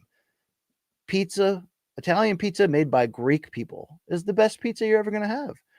The cheese is going to be more of it and thicker. The sauce is going to be the sweetest thing ever. The crust is going to taste like candy. So I'd like to take those toppings and put it on that. I got a place around here that does that. It hurts. It hurts to eat there. And that style in a lot of ways should hurt because there's so much damn grease. But that's the winning style, in my opinion. And those are the toppings that move me today, snowy day or not, Dave Sandine. So thank you. Thank you very much. All right. Yeah. Appreciate you guys. Thank you so much. I love to talk about this type of stuff. Two Changs, where I need him to be, right here, right now. Okay. He says, not including Mike Tyson or Larry Holmes, who was the best of the 80s heavyweight champions. This is a great, see, Two Changs know, some of you guys, Franco, a lot of you guys, you know what the hell you're talking about here. The 80s were a kind of a weird heavyweight era because it was the hangover of post Ali, and Ali was actually there in the beginning. Shouldn't have been, but the Larry Holmes and the Burbick fights were gross. And you definitely had an all-time great heavyweight during the first half of that decade patrolling in Larry Holmes. And you definitely had a great rise and story that was the Spinks Jinx and Michael Spinks moving up from light heavyweight to twice beat Larry Holmes and take the lineal heavyweight championship. And that then coincided perfectly with the rise of Mike Tyson. So even though the 80s are not the 70s or the 90s in a historical sense, a depth sense, a badass sense, a and probably the biggest sense that they're missing compared to both decades, and particularly the 70s, is the lack of like enduring, sustaining, all-time great fights or rivalries. Now, it's not to say that it was devoid, because Larry Holmes versus Jerry Cooney in 1982, while yes, overly played up due to the race card and the idea of Cooney maybe being this great white hope, and it got nasty, that fight, you look back, and I was 3-4 years old. I wasn't watching it, but you look back, watch the Legendary Nights episode that HBO put about that, and you quickly realize that was like one of the biggest fights of all time. I mean, it was a big ass deal. And it was a good ass fight too, in hindsight. I mean, Cooney kind of fought his ass off to a certain degree before he got stopped. And yes, the 80s also gave us Tyson Spinks, which was such a important fight. But I see the 80s get clowned a lot for not having the depth of the 70s or 90s, or missing out, or not having this. Okay, you're not going to get the Rumble in the Jungle and the Thrill in Manila and the Bo Holyfield trilogy and Tyson returning from jail. But you had some pretty monumental things from Holmes's reign through Tyson's rise. But what you're asking in particular, Two Changs, is sort of that second level. What makes a heavyweight era great? The second and at times third level, the tiers of heavyweights, right? 70s and 90s have that. 90s, you have your name, household, Hall of Fame champions. And then you've got that next level of badasses like Ray Mercer, where you're like, man, these guys, and he did pick up a belt at one point, but you're like, man, maybe these guys could have been champions for years in another era. 70s had a lot of those guys too. Well, the 80s had some guys that won belts, and we don't talk about them today. And you're offering Pinklin, Weaver, Coetzee, Burbick, Page. Dude, there was a time where Page was absolutely legit and seemed to be top shelf. But if I'm not going to include Tyson or Holmes, who was the best of the 80s champs, I might have to go Michael Spinks. I mean, he certainly pedigree-wise, from the gold medal to his success at light heavyweight to the 2 wins over Spinks. And, he moved up from 175 too. He didn't stop at cruiser in between. So that would be the answer. But the group of guys you mentioned here, including Trevor Burbick, who would end up being the fall guy in Tyson becoming the youngest heavyweight champion in 1986 at age 20, when he just knocked him around the ring. By the way, right after Muhammad Ali whispered in his ear before the opening bell, like, go get him back for me. Great call by Barry Tompkins in that fight, by the way. Man, I love that Barry run. Before Lampley came in and completely took over, that prime 80s HBO run from Barry Tompkins, the how do you like it? I mean, that's how I was born, as a boxing fan, from that. And that era had those names you mentioned, some pretty damn fun heavyweights. I don't think they're as good, though, as the 70s or 90s, but I want to give love and respect to that decade. Heavyweights in the 2000s fell apart quickly and hit a barren wasteland that we've never seen. And obviously the first half of the 2010s was just as atrocious, if not more. But then Tyson Fury upset Vladimir Klitschko in 2015, and look at us now. Look at us now. Wonderful stuff. Thank you. All right. We got to AG1 this. All right. Here we go. Woo. Let me hit it, Dave Sandine. Right back at it. Wow. Big fan of this guy. Wow. Appreciate the content. Appreciate you, Dave. All right. Thank you. I've always wondered, why records over digital music? Dave says, sure, analog music would be better, but don't you get extra sound and needle noises from the record player? So you definitely get more sound, particularly if the if the record is weathered and or damaged. You can get some of that stuff that's unpleasant, but some of that stuff is also part of the charm and the nostalgia. And at the end of the day, do I feel like I get a better listening experience through vinyl, particularly through headphones, than I have on any other thing, digital or not, or cassette or CD? Yes. So it's got that backing to begin with of why I love and prefer vinyl more. That even with the scratches, which is comforting, not that the scratches when you have a damaged record, but like putting the needle down, some of that is just like, it's like setting the stage that something's coming. But ultimately for me, why I went the vinyl route at the start of the pandemic was because I had been old enough to experience kind of the full gamut of how we purchased popular music over the last 30 or 40 years. So when I'm born in the late 70s, the world is transferring from vinyl to cassette. So my dad's got this, I'm growing into my dad having this couple hundred deep, incredible classic rock collection from the late 60s and early 70s on vinyl. Then he's got this growing cassette collection, which would turn into like at least 1,000 on these like things mounted to the wall from floor to ceiling of every genre ever. And my first things I purchased when I, in the late 80s, when I finally got into my own music, I got into it through like 60s bubblegum AM pop, one hit wonders, Motown sort of through that. And that led to classic rock quickly, with a major detour in early 90s commercial hip hop. I did cassettes, and then that led to, in the 1993, buying my first CD, Public Enemy's Greatest Misses, and going the full CD route. And then, transitioning like we all did around the millennium start, of suddenly we don't want these CDs anymore because I can have every album ever on my iPad. What you rocking on your iPad, right? iPod, excuse me. So I've lived it all. And what I began to really miss when the transition happened from cassettes to CDs. Now, cassettes suck. Everything about them sucks. But originally, there was a hangover from the transition from vinyl to cassettes, where when you bought cassettes as a kid, when I said to my dad in second grade, Dad, I want the WWF Pro Wrestling album that they're putting out ahead of WrestleMania 2.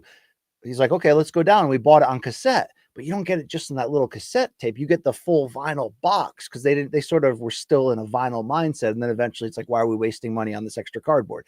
But there was something about that experience mixed with the experience of what I did my whole youth, picking my dad's vinyl up and looking at the art. I mean, the artwork matters the most on an album cover when you're actually holding the damn album. It's like a piece of art. You know what I'm saying? I mean, it is what it is. A lot different when that is coming on a square CD or a tiny little cassette.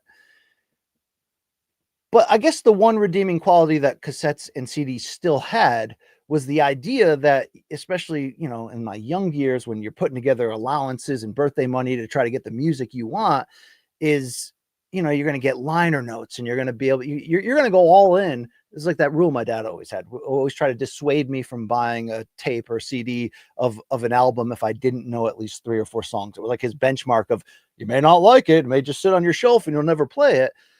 And then, of course, that would make me find ways to love it even more to prove him wrong. But, you read those liner notes and it was an experience. But there's no greater experience. I mean, because it's different. If music is just background to you, then you might as well have everything digitized, and who cares? I can speak to my Alexa right now and ask for any song in the world that's going to play. But even though I lived in that transition of going from CD to digital and iPods and people's computers, and it was this idea of, holy crap, I don't even have to pay for this stuff, and I've always wondered about that band, and I suddenly can download and burn to CD, their 10 albums or whatever. What was lost in that for me was the intimacy of the art, and the idea that, if I'm a huge sports nerd, which I was, and I'd sit there and read growing up and read these almanacs and look at a player's career, whether it's baseball or basketball, whatever, and be like, oh my God, this guy's career, compare that to other people, it's incredible. Well, I'm kind of the same way in looking at a rock band in music. And it's suddenly like, okay, what is this piece of art, this album? It's a snapshot in time of who this artist was at this point in their life, not just in their life, but in the culture around them. And it's their expression of something. That's how I look at albums. I'm not a greatest hits guy. I'm not even really a radio guy, although I have satellite radio and I dig it, but I wear on it quick. I like to consume it through the idea of the artwork of the album, whether it's a concept album or not. I look at it in terms of, where is this band in their career, their age, their experience level? What are they trying to say with it? There is something about that vinyl just romanticizes and captures. And it's the idea that, like, I gotta do work. I gotta put the needle down. You know what I mean? I've gotta really, I'm not able to pause this or rewind this. If I'm gonna put that on, it's because I'm gonna listen to the shit out of it. I'm gonna get intimate with it, not in a weird way necessarily. So it really became lost, even though I had spindles and binders filled, the binders filled with the copied CDs and hundreds of. I mean, that point in the mid 2000s, in my backseat of my car was probably like 7 of those that hold 100, 150 CDs each. And, there's points where I have probably every album ever. But I'm really not consuming them because it's so disposable. So it's like, yeah, that one's pretty good. Maybe I'll listen to it again or whatever.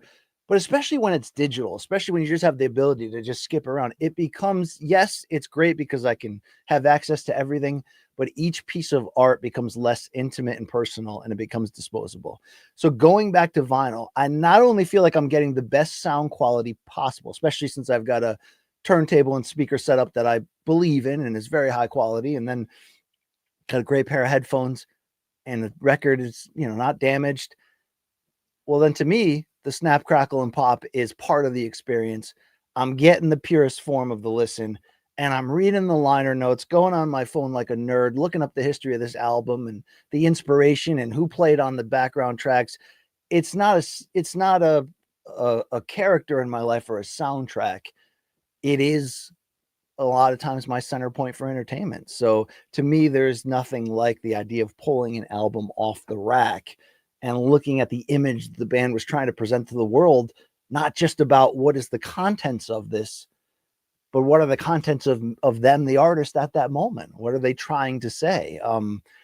Yeah, I guess that is pretty nerdy, but that's what's going down, Dave. You can listen to digital all you want, but I want to feel like if I own a record, it's because it belongs in my office here. It belongs in my rotation. If I don't like it, I'm going to get rid of it or sell it or whatever. But the other way, digital's too disposable. It's too well, I got access to everything, so I got to listen to everything. This allows me to go on a few dates, okay? Right now, I'm dating Deep Purple. I mean, I didn't think I'd like the David Coverdale era, but that album, Burn, is like heavy metal classic times 5,000. It's great. It's changed my life, okay? I'm all over the place. Thank you very much, Dave. Let's go on with our lives. Okay. Yeah. All right.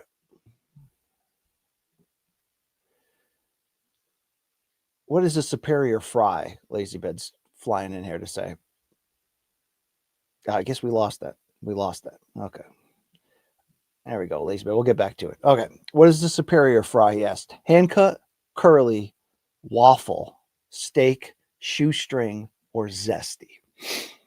The elite superior fry, and you've heard me say this from my taste buds, from my history of representing and respecting what Arby's brings to the fast food table, is undoubtedly curly fries. But then they'll get played out over time. And you're like, is this really the GOAT? I don't think waffle is. I mean, steak fries can be great in the right setting, but man, there's a lot going on there.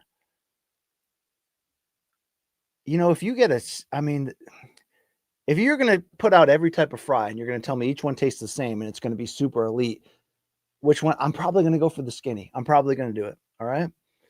But lately I've been on a big tear of, if you're going to go out someplace, you're going to get a burger. I'm going to get the Parm Tots. That's what I'm going to get instead. Okay. I'm going so give me the shoestring as the elite fry. Curly on the fast food level, but it's different in a restaurant to some degree. Thank you, Lazy Bed. Thank you very much. All right.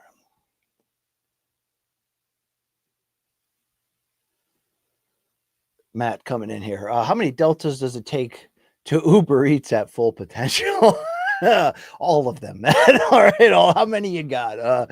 Depending on potency and stuff, you're probably looking at you want to, have a peak Uber experience. 3 to 4 to 5. Yeah. I don't know where, it depends where you're at. Okay. The party's where you're at, Matt, but you get where I'm going with that. Thank you very much. Okay. Ben Badge sliding in. Badge is a very good Cream song, by the way. If you're not up on that, predict Janibek Alimkhanuly. Dude, why can I really not pronounce Alimkhanuly, right? I always avoid it. Janibek Alimkhanuly's next 2 opponents. Thanks. So Janibek is your unified middleweight champion and seemingly the class of a really bad division in boxing at the moment. Janibek's had 2 unification fights against guys' names we're going to have trouble pulling now, let alone years from now. but he's exciting. He's got Kazakh Thunder. He's got balls. I know there was a recent hiccup about Hamzat Shiraz of the UK looking to potentially get in the Janibek sweepstakes, and then it fell apart, and people are pointing fingers, and Janibek's tweeting stuff. And then also, there's this idea that maybe Shiraz is going to go in the direction instead of Carlos Adames. They did call PBC reportedly and asked for either Adames or Lara. And it is starting to look like Adames versus Shiraz could be in February. So is that I did see a soundbite on Twitter of Ariel Helwani having Eddie Hearn on his show. I think it was that boxing show he does with the DAZN guy.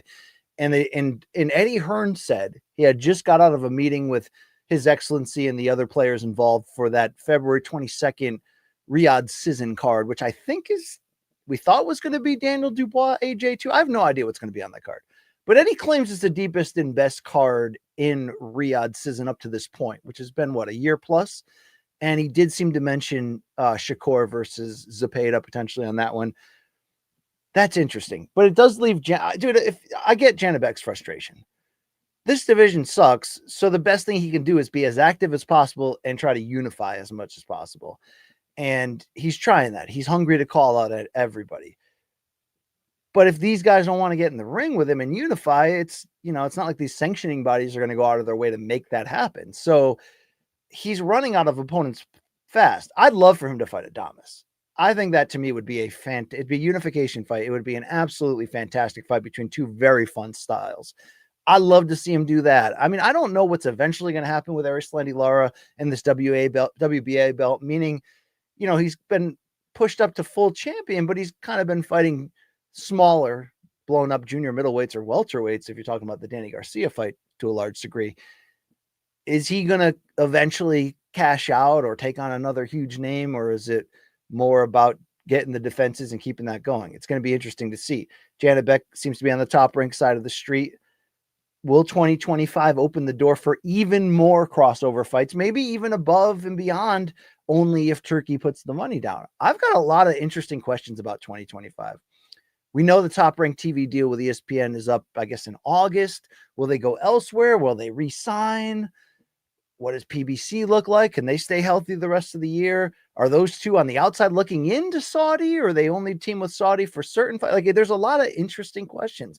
I saw Dana at that press conference at 309 say there's some announcement involving him in boxing in February. Is that Turkey related? Does that have to do with the Ring magazine being bought? And maybe we're going to see one title purchase. I mean, there's a lot to talk about, get excited about.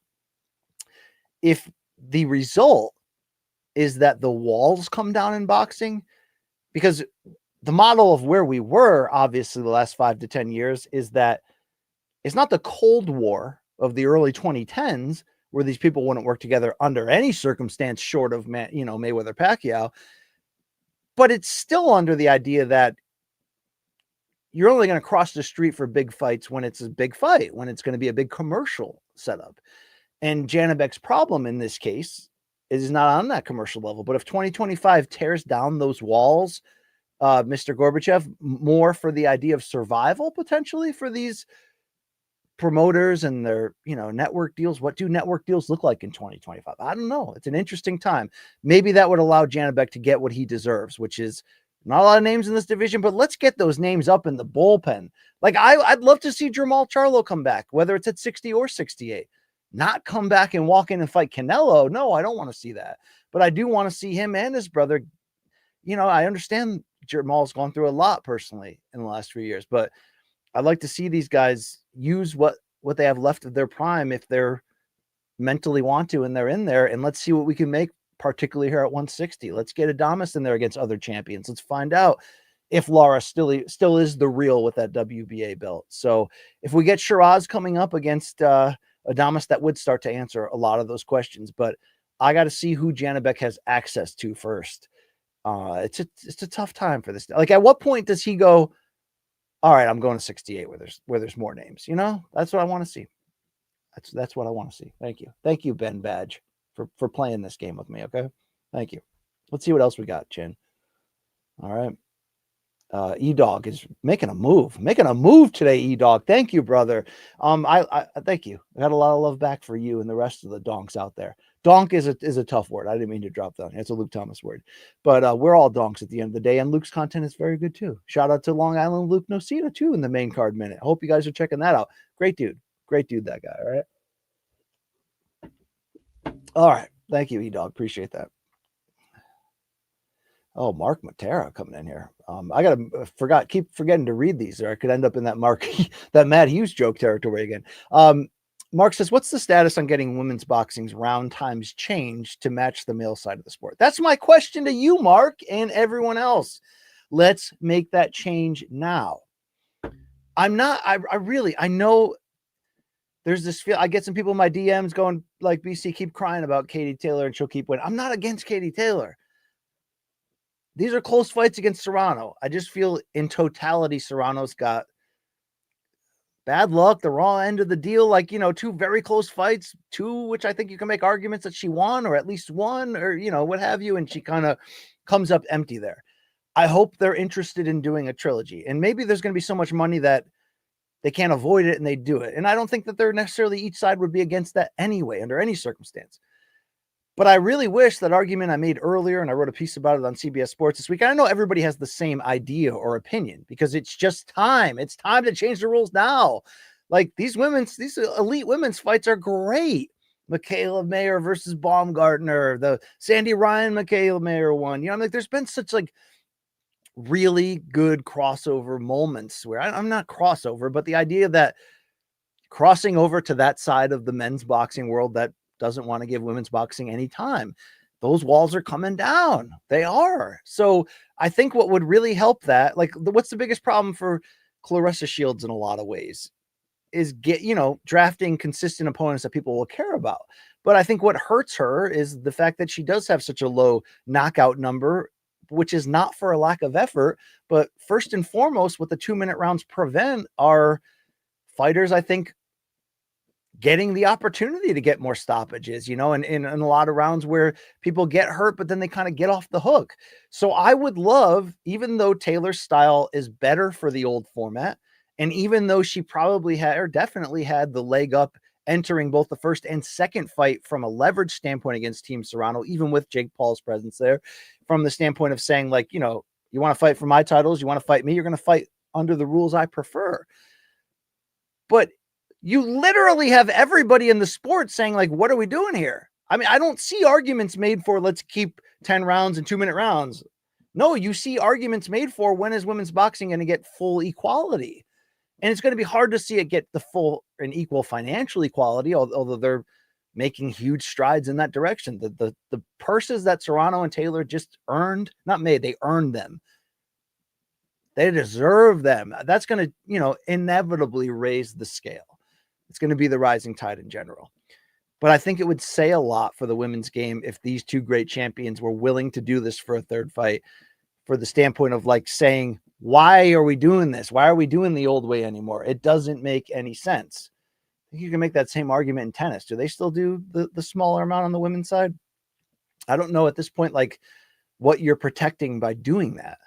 I think you're only hindering great fights from having the chance to be even greater, and great fighters from having the opportunity to really show that they're greater, because I think there's still a style which allows you to not game the system, but if you're a volume fighter like Katie, and by the way, Katie's not just that, like she's got a great chin, an IQ, a will to win. I mean, a great technique. Katie's amazing. She's one of the greatest boxers of this era, male or female, of greatest women's fighters of all time on the short list. But like you can kind of to some degree lean into that being an advantage. Why do we need that anymore? So what's going to have to happen? I mean, I don't know. I mean, I guess more people just have to push for it. I really don't see any form of a benefit in keeping, like, who's benefiting from it? Okay, maybe in a sense where Katie Taylor would prefer it in these matchups because Serrano's the bigger puncher, but like you also have to say, like, I don't know, is that fair? Is it fair for any of the female fighters now? I don't, I wish we had more of a centralized governing body for boxing. We don't. I know so many people in boxing who don't even want it because they just assume corruption will follow it, because maybe that's boxing's long in data, and long history of doing exactly that. I understand that completely, but I can't see why, any reason why we would continue that. So there we go. There it is. All right. Thank you. Thank you, Mark. Let's hear more from Lazy Bed. What do you got? BC, you should get up at 3 a.m. this weekend and do a live stream watching UFC's Macau card, BC's Pajama Party Fight Companion. I will say this, and I'm certainly not wishing anything on myself. There is part of me that would love to go ham on this channel, and I can't right now because I'm a full-time employee at CBS Sports elsewhere, and I'm Morning Combat. I've got a lot going on. I love to sprinkle in a few things, and there's luckily a lot of work I do on here that complements my other work, whether that's Morning Combat or the stories I write for CBS Sports. But it does limit my ability to do things like live streams or like, a lot of different things. And that's fine. It's more than fine. This is kind of a fun experiment. It serves me in some ways. It allows me a little bit of a vision of what this could be if I really went after it. But part of me being a competitor would love the opportunity, but I don't want the reality of that. Meaning, like, I don't want to, lose paychecks and be in need where I have to do that. But there is part of me that's like, what if I just went ham on this ish? People already think I put out too much content as it is in terms of, Rafe was one of them, right? In terms of the amount of people willing to watch it all. That's part of the experiment as we're doing this. But yeah, no, I won't be waking up for the pajama party, but I'd kind of be down for that to see if I can pull it off and see how good I can be at it. But then there's also a part of me, and this was one of the reasons why I didn't want to do this channel. And it's not disrespect toward YouTube or YouTube content creators, of which I now am one and know so many great ones, and even though my show Morning Combat airs live twice a week on YouTube, so I'm already, you do YouTube? Yeah, cool. Okay, I already do it. Yeah. But like, I want to reach for more. Now I can still have my cake and eat it too. I can do broadcast, I can do TV, I can do more. But there is that side of me that's also like, man, I'd just like to do that stuff. But here's where we are at right now. And I'll do as much as I can and we'll see. But no pajama party yet. But I do have some like really crazy ideas. I just don't know yet how to pull them off, but we'll figure it out. We'll get there. Thank you very much for that. All right. And this is an interesting question here. Simone Tate, thank you. Andrew Tate's brother, thank you. Hey, BC, what real boxer do you want to see fight Jake next? Andre Ward, Carl Froch, and I will never watch a Paul fight again just because the fights suck and it's hard to watch. Thanks, BC. They're not great. They're very technical and on a, mid to lower level. Sometimes I wonder if Jake hadn't taken the technique as seriously and maybe gotten into like brawls and wars with some of these like faded MMA names, would he be more popular? Like if it wasn't about the ambition, like he's trying to do it all. And again, like hats off to him. Like I don't agree with Nikisa per se when Nikisa's like, Jake's already the face of boxing.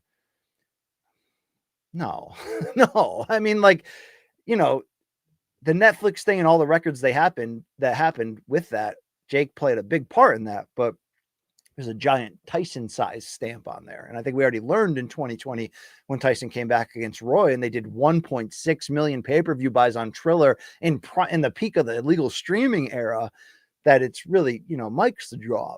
But Jake has been a disruptor. He's gotten a lot of attention. He's got real fighters now going well out of their way to throw themselves at him. But if we are mapping the future of his career, you do need to see him against guys you think could beat him, against guys that take him closer to the idea of being a real fighter and getting close. Look, it would be, remember that run where Jake was kind of knocking out journeyman guys on the Prospect Series? Like, I wouldn't be mad if he said, look, for the next 18 months, yeah, I'll take a huge fight if it comes, but I'm just going on getting the experience, getting better, and climbing the rankings ladder. If he actually went that route, even with the obvious reality that the sanctioning bodies would go out of their way to help him, at least if he was earning it in that regard and who he was fighting and the up and comers, not journeymen who have been off of their game for 4 years, like Andre August and the other guy, that Ryan Borland, they got like decent records, but they're not active regular boxers. It's sort of like they found the right guys, and to Jake's credit, he got them the hell out of there. Like, Jake's obviously not awful, but you're at a point now where you do need to see him. How much more tolerance will people have for fights where the other guy is too old? Like, I don't think you can do the Anderson Silva level type fight again. You obviously can never do something like the Tyson thing again. So it's got to be someone serious outside of the Tyson Fury rematch, which I think is a legitimate fight that a certain group would really care about. I think there's some payoff with KSI that would be a big deal that side would really care about. I don't want anything to do anymore. And I know they're bringing it back up into the topic of conversation. I think Jake and Logan just did a podcast together where this happened. The idea of fighting each other. Like if anyone could do that and make people care and really go somewhere with it, it's probably them. But I think this Tyson thing and the bad stain on it makes where just nobody even wants to smell the idea of potential take it easy on each other or scripted or anything like that. And obviously there's that other side of, siblings going out and trying too hard and hurting each other and all that. But even though I've fallen for that idea before, where the carnival side of me is like, Pitbull brothers against one another in the cage, let's do it. No, not now, not anymore. Look, Jake has like some sins he's got to pay back for doing the Tyson fight and getting that money and putting on the farce that it was. Like, it's got to come against a fighter with a pulse that maybe can beat him. There happens to be, as much as I don't love the idea of these great legends like Ward and Froch throwing their names in there, these guys are close enough to still having it. Andre Ward is 40, close enough to still having it, where I think a lot of us would enter a potential Jake Paul versus a fight against either of those names and go, you know what? Jake's going to lose this. Like, that's the feeling. That's the feeling we had in the Anderson Silva fight. A lot of us did. And I think we were right to think that. And to Jake's credit, the youth won out. He never got exposed. He never got lit up. Like, he leaned on his strengths and he won. And that wasn't, Anderson wasn't like a lot of the other guys where they're basically like 2 and 3 divisions smaller than him from a boxing sense. Like, that was almost legitimate except for Anderson's age. So we need something like that without the advanced age. I mean, Andre Ward would be that, but we all think Andre Ward would win. They probably would. And that's probably why these are in some ways perfect fights. But what will Jake do? Will he take the money for louder mouths who can sell more but don't bring as much to the table, like a Darren Till level type guy? I mean, we just got the Mike Perry fight and we saw what happens with a size difference and a skill difference there, even though it was a fun build to get there. I mean, imagine him and Froch. Imagine the trash talk, the potential for Jake to get caught and knocked out. And you put that, I mean, don't forget Carl Froch did $80K with George Groves in Wembley Stadium. Okay. Which, like George Groves was a very good fighter and he's got a good podcast today. But like, I remember leading up to that first fight, I'm like, from an American standpoint, you're putting that many people in the stadium for George Groves, but like, look what they did. Can you imagine Froch and Jake in Wembley? That'd be a spectacle. And it'd also be can Jake really do this? So yeah, that would kind of get me back in to some degree. I don't think Jake is going to chase the title in the traditional sense that I brought up before of taking a year and a half and incrementally beating people. But what I really don't want to see happen, even with all of these big names throwing themselves at Jake on Twitter, is exactly what I am seeing. I saw, was it the WBO or WBA president tweeting out that they would love to make Jake versus Chavez Jr. for a title? Under what world would either of them have earned or deserved that at this point? And I see, other people saying it's like, well, it's one thing to laugh at the idea of Dubois or Better BF throwing themselves at Jake and offering title shots. But like, what if it actually happened? Now, in those fights, we would probably be more okay with the idea because we just assumed that Jake would lose. So it's sort of like, okay, he's going to get his comeuppance and he's not going to win the title anyway.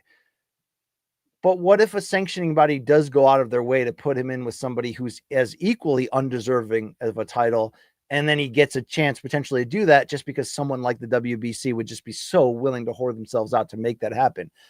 I think that's where you could take the stain of Tyson-Paul that I talked about to open the show and just expound upon it and leak it all over the village. That would be as gross as friggin'ly possible. So I'd almost prefer Jake to stay in this lane of aging other guys. Maybe the Canelo fight is still his cash out and maybe eventually it's possible. But short of that, stay in this lane. Stay in the lane of the aging ex-fighter or the random loudmouth from another sport, or I don't know, whatever. You know what I'm saying there? But thank you for that question there, Mr. Tate. Rajiv, my guy from Vegas, Dr. Rajiv. Wow, bro. Appreciate the support there. Thank you for that so much. Thank you. Fantastic questions today as we sort of bring this to a close and bring this to, I think I got a date with Submission Radio pretty soon. Yes, I do. All right. Shout out. Hell yeah, out to Submission Radio. Big fan of what they're doing over there. Big fan of what you guys are doing here. Thank you for supporting me. Thank you for getting my back and listening to me ramble. You know? So it's time to close. Reminder, MK Friday, 11 a.m. Eastern on the YouTubes. Luke Thomas, myself, I believe Cade Ruotolo of One Championship could be stopping by. So we're definitely going to do that one. That's an interesting comment there from Mr. Holtzkin of K1. Is it possible to get a weekly BC and Chuck Mindenhall show?